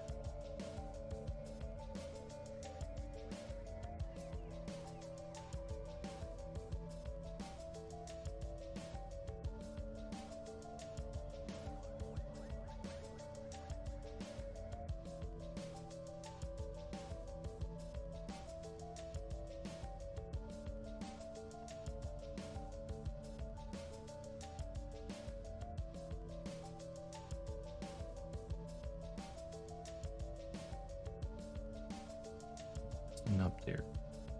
Cylindrical items are always difficult to see nubs on. Kind of frustrating.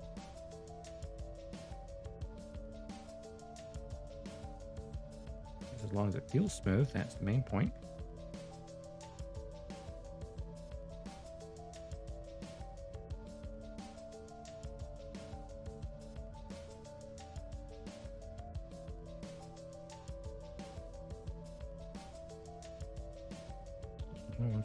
Well, a little more awkward.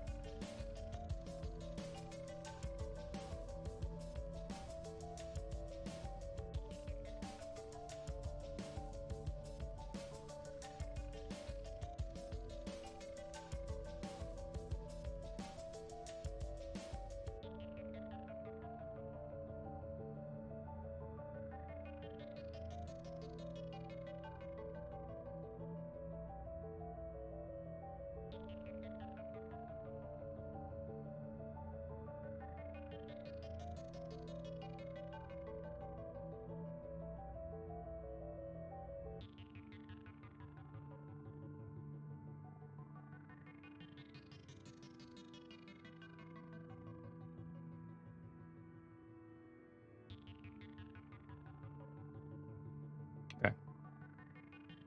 The beam saber handle.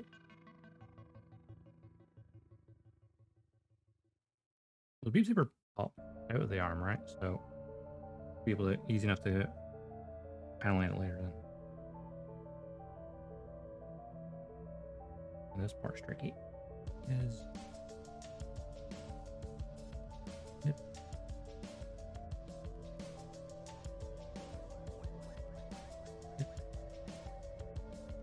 Is that just yeah. Just 2 nubs. Very gentle sanding. Because these are parts I need for the mechanism.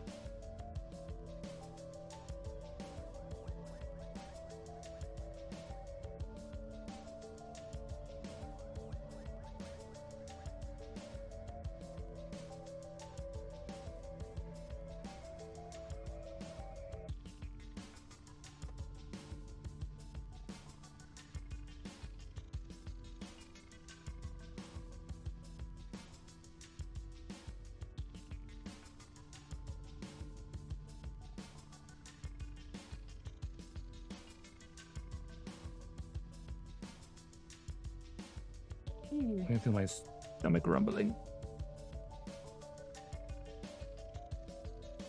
Alright, I need that direction. Yeah, yes. And the beam saber's block. So face that direction as well. Cool. There we go. That's on its mount. Yep. Okay. Then we need this.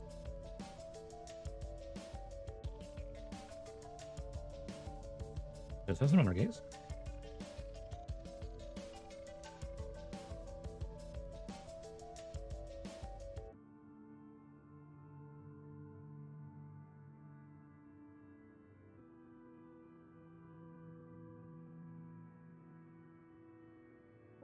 Well, that did not go as smoothly as I was hoping.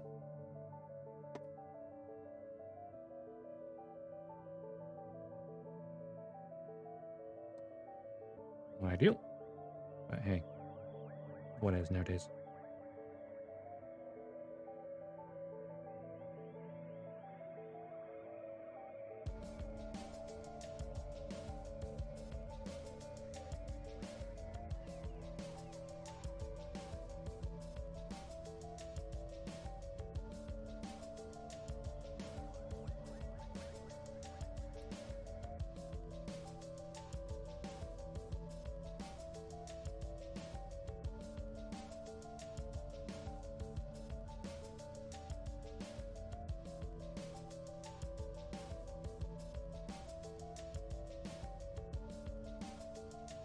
Yeah, the undergates, which are annoyingly either side of the clip mounting point.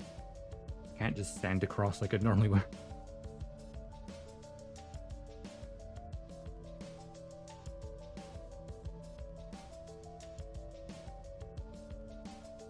Normally I like undergates, but in this scenario, this is awkward.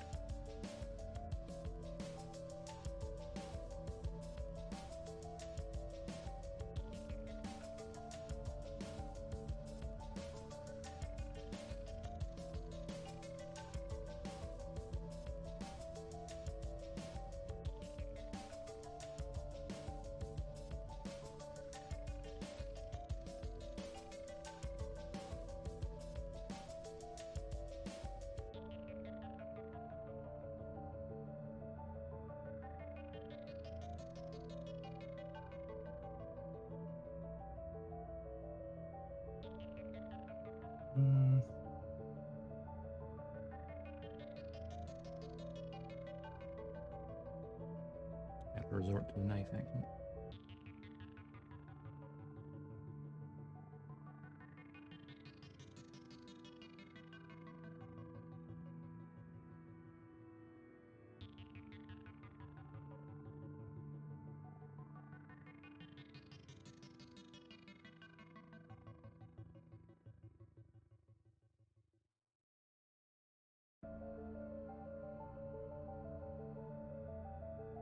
Better?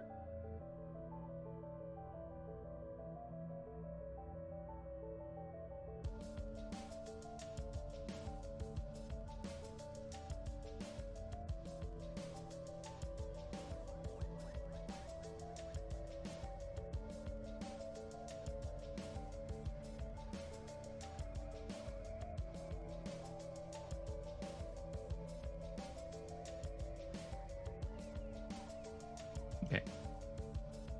The worst of it out of the way.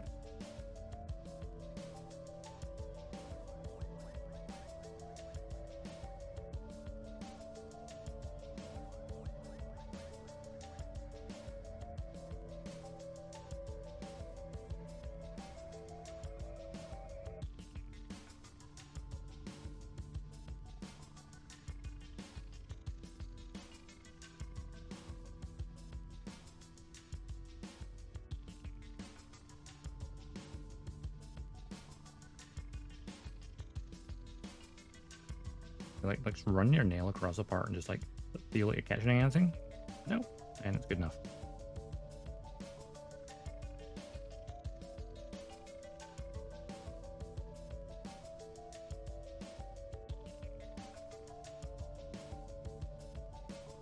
Yeah, this is probably the most awkward part. I had to file all day.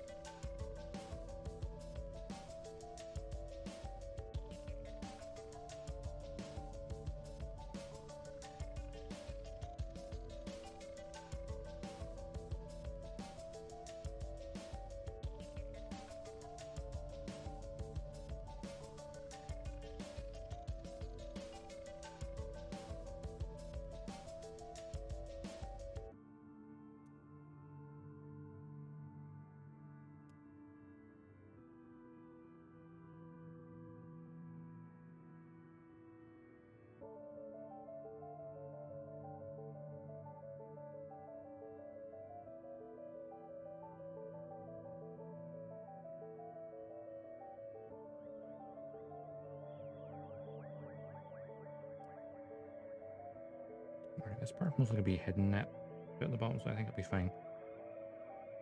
It'll be flush with the rest there. Ideally. So this goes into here. Wait, no, let me put it the other way around. Wait, and this way. So say the beam saber needs to come back out. There we go. The beam saber just stop. Grab it. Oh. That should make that easy enough to any effort. Paneling. That's what I'm looking for. Make these 3 parts.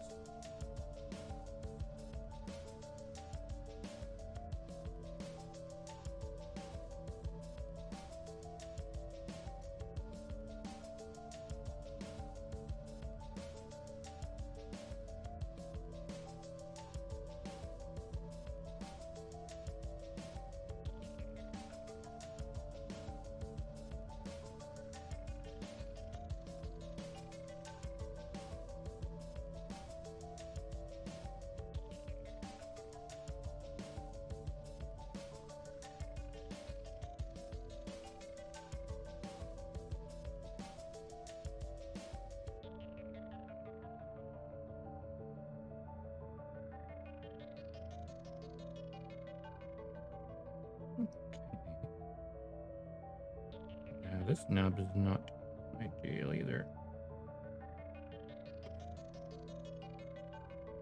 I can get it easy enough.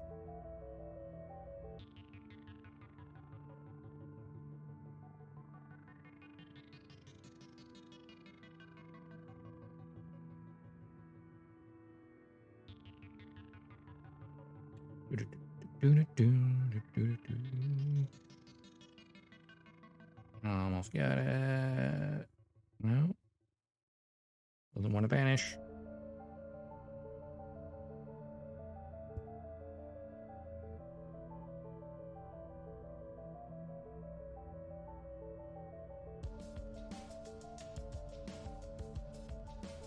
Okay. So you'll see this part anyway, but I want to make sure it's somewhat clean looking.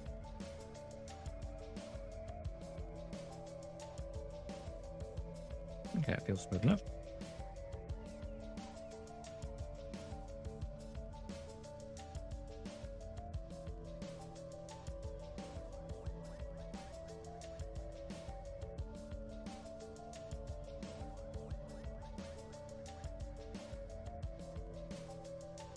Okay, what way around does this go?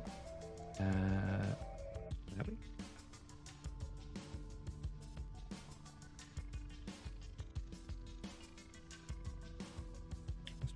There's one for no, let's do the clip part. Right.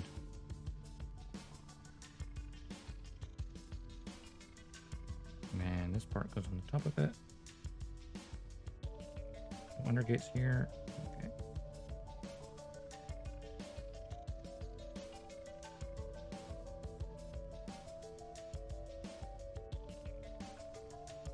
Where did that go?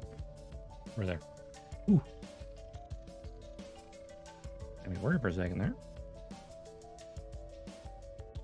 That part's a lot smaller than that older joint was when I dropped it.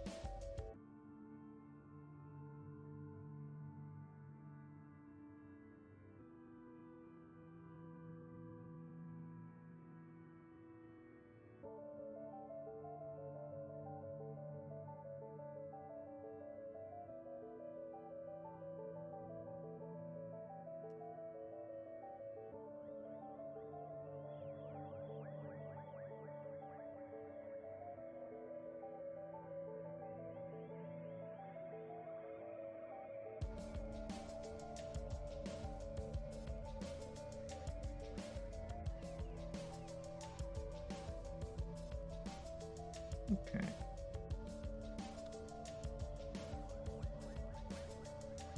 My dark parts are like, you can barely see nubs, but, or rather, they're very visible unless you stand them properly. Hey! With that. Yes, 12604. Thanks for the follow. Love the stream. A lot of numbers. Well, welcome, yes.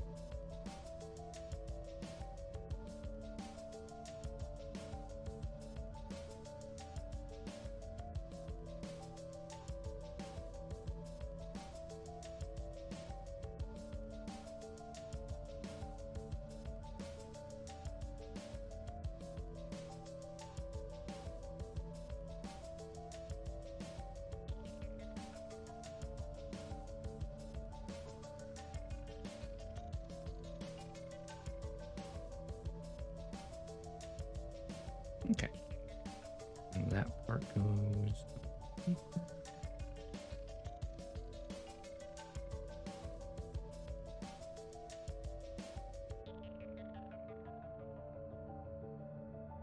I just need this bit to go on the end of it and then on there. And it's just a hand and wrist. Go.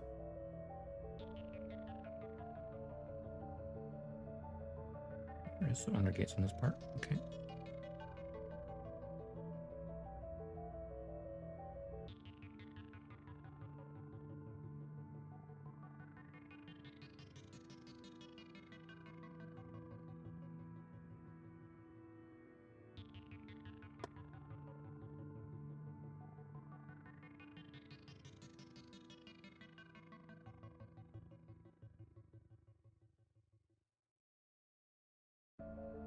Yeah.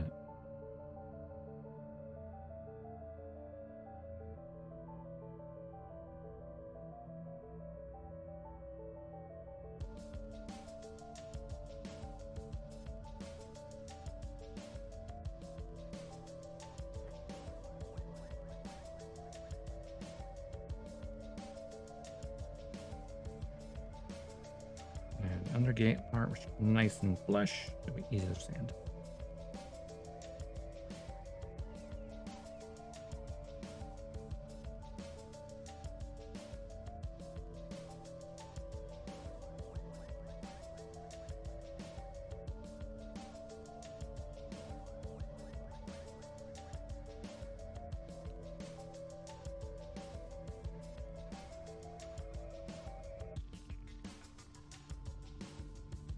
Perfectly flat.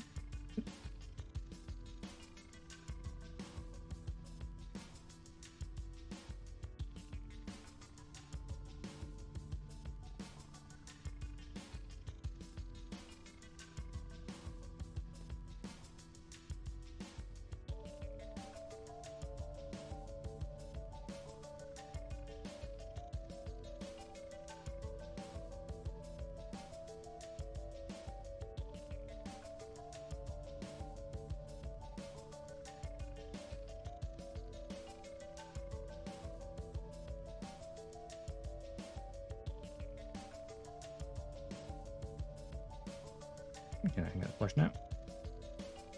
So, and that goes on to here. It begs the question, how'd you get the beam saber out?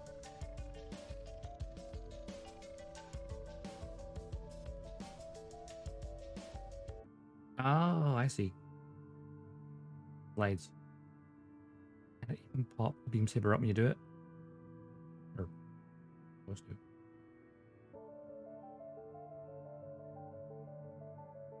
Nice. That's pretty cool. Yeah, I'll just pull up that on here then. So basically that just goes, oh, no wait. That builds up, yeah. Just a second. Go. Beam saber. Yeah. And then wrist.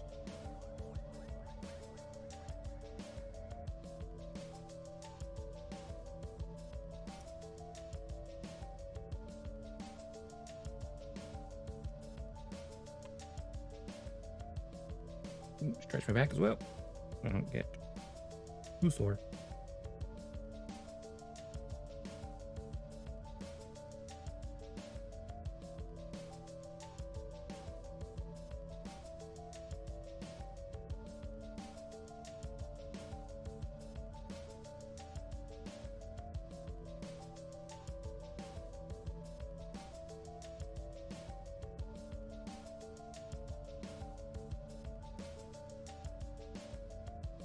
Timer like 10 to okay, doke. Almost I can wrap it up. Almost.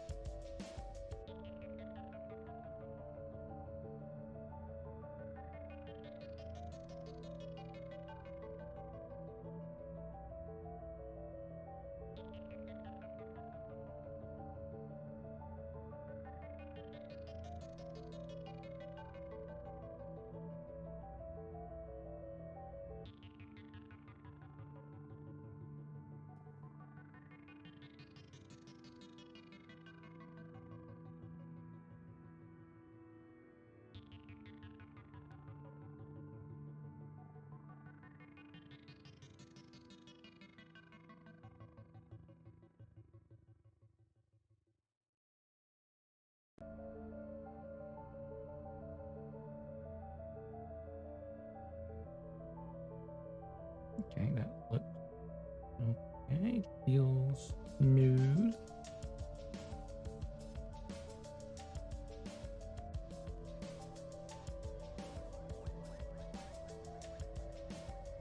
There's the arm. Now we just need this hand, and we're good to go.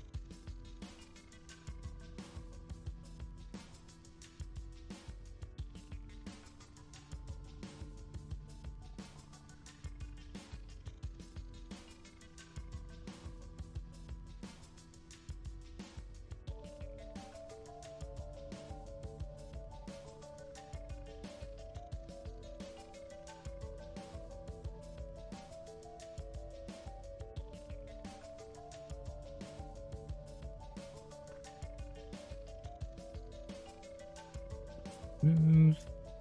Now the other bit.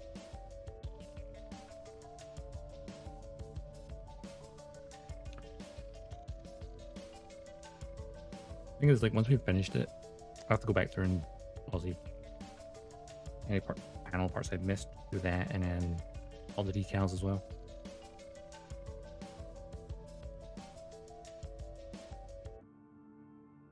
And maybe, I don't know if I'll top coat it. I mean, if I was going to use top coat, I'd probably use water slides. But then I've already panel lines. Using water slides when you've already panel lines is probably going to be weird.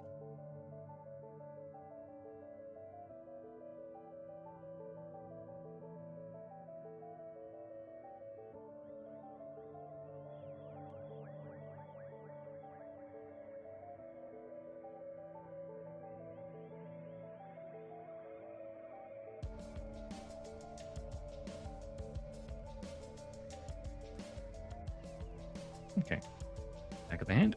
First is going to go there. And then the actual hand itself.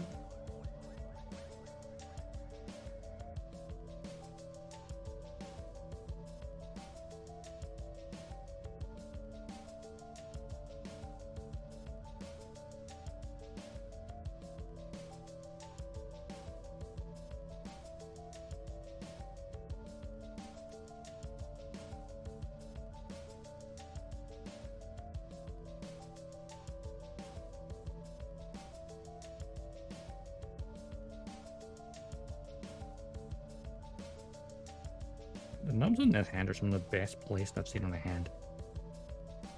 It's like they're on the fingers and stuff, and it's just like, why? Why would you put it there?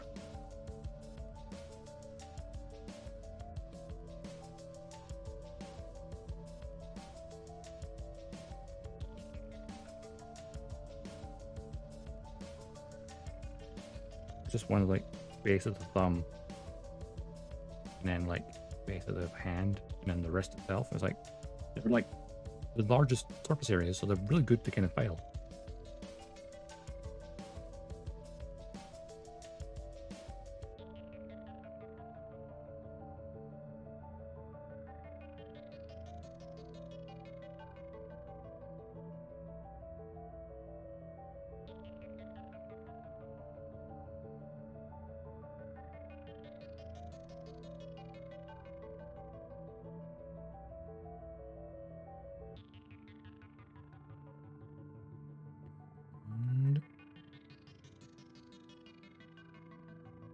Boom.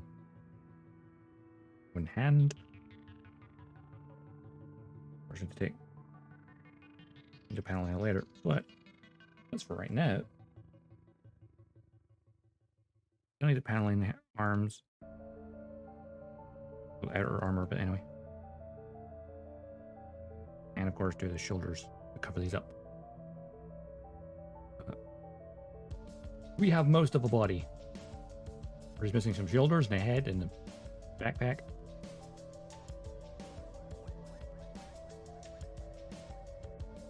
I'll take a quick little picture of it. There you are.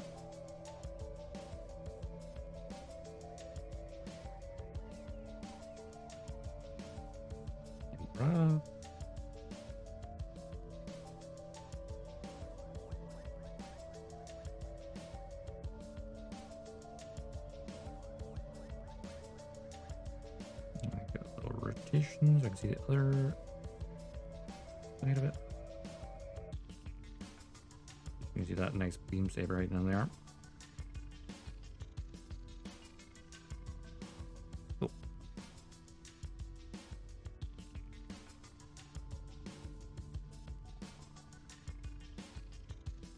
We're making good progress. So next time, I'll get shoulders done to cover those up, as well as then paneling them both and build the head and the backpack, and for both. And I guess we probably have at least one more stream after that to build all the weapons, perhaps. Well, actually I haven't done a bit in the arm yet.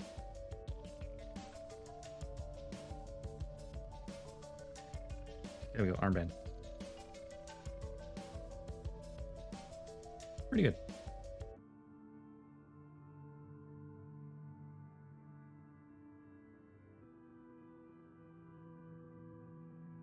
The arms look really skinny without the shoulders on them. I mean, they're fairly skinny compared to the legs anyway. It's kind of funny. But I think this is where we shall wrap up the evening. I'm gonna go get dinner. But before then, we're gonna find some of the raid. And our ads is literally about to start, by the way, as well.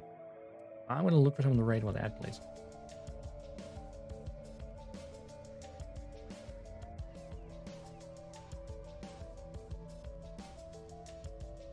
I'm gonna find someone who's doing Gunpla.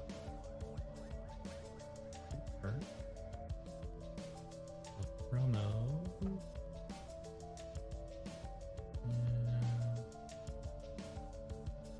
Let's have a look. Anyone else doing Gunpla?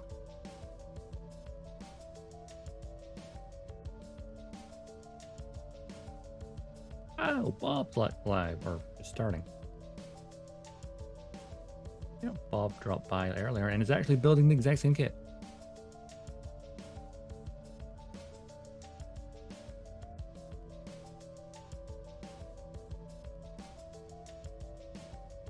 I'll drop my Bob. But before we do, if you've been lurking and enjoyed the stream, please drop a follow. I try to do these Gunpla streams at least every weekend if I can. I've been working on it out, as well as mixing in with lots of gameplay, because I do love my games. Speaking of games, next stream will be Tuesday. It's also Valentine's Day. There's no particular Valentine's plan, other than start Route C of Nier Automata. So I guess we're spending time with the android waifu. Perfect for Valentine's Day, right? Of course, you can see schedule obviously on here and on Twitter. Also my Discord server where I do post on there as well.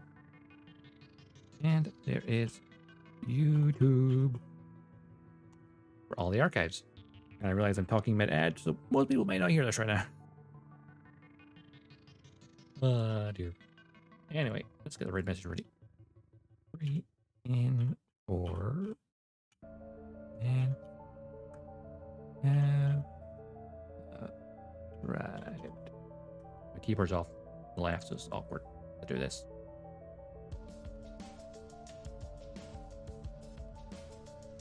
And of course, if you're a sub, you can use the lovely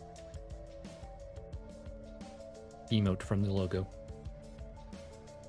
All right then, let's go and raid, and I think we shall raid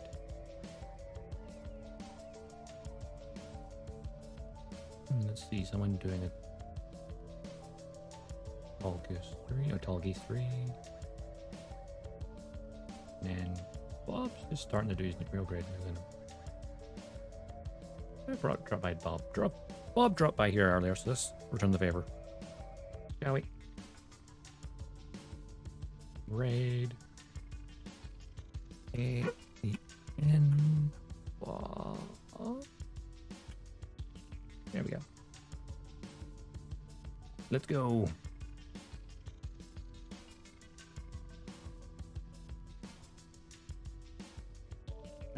Oh, there's Doggo. All right. I'll catch you all on Tuesday. Until then, enjoy the rest of your weekend. And I'll see you around the cosmos. Dodgestar signing off.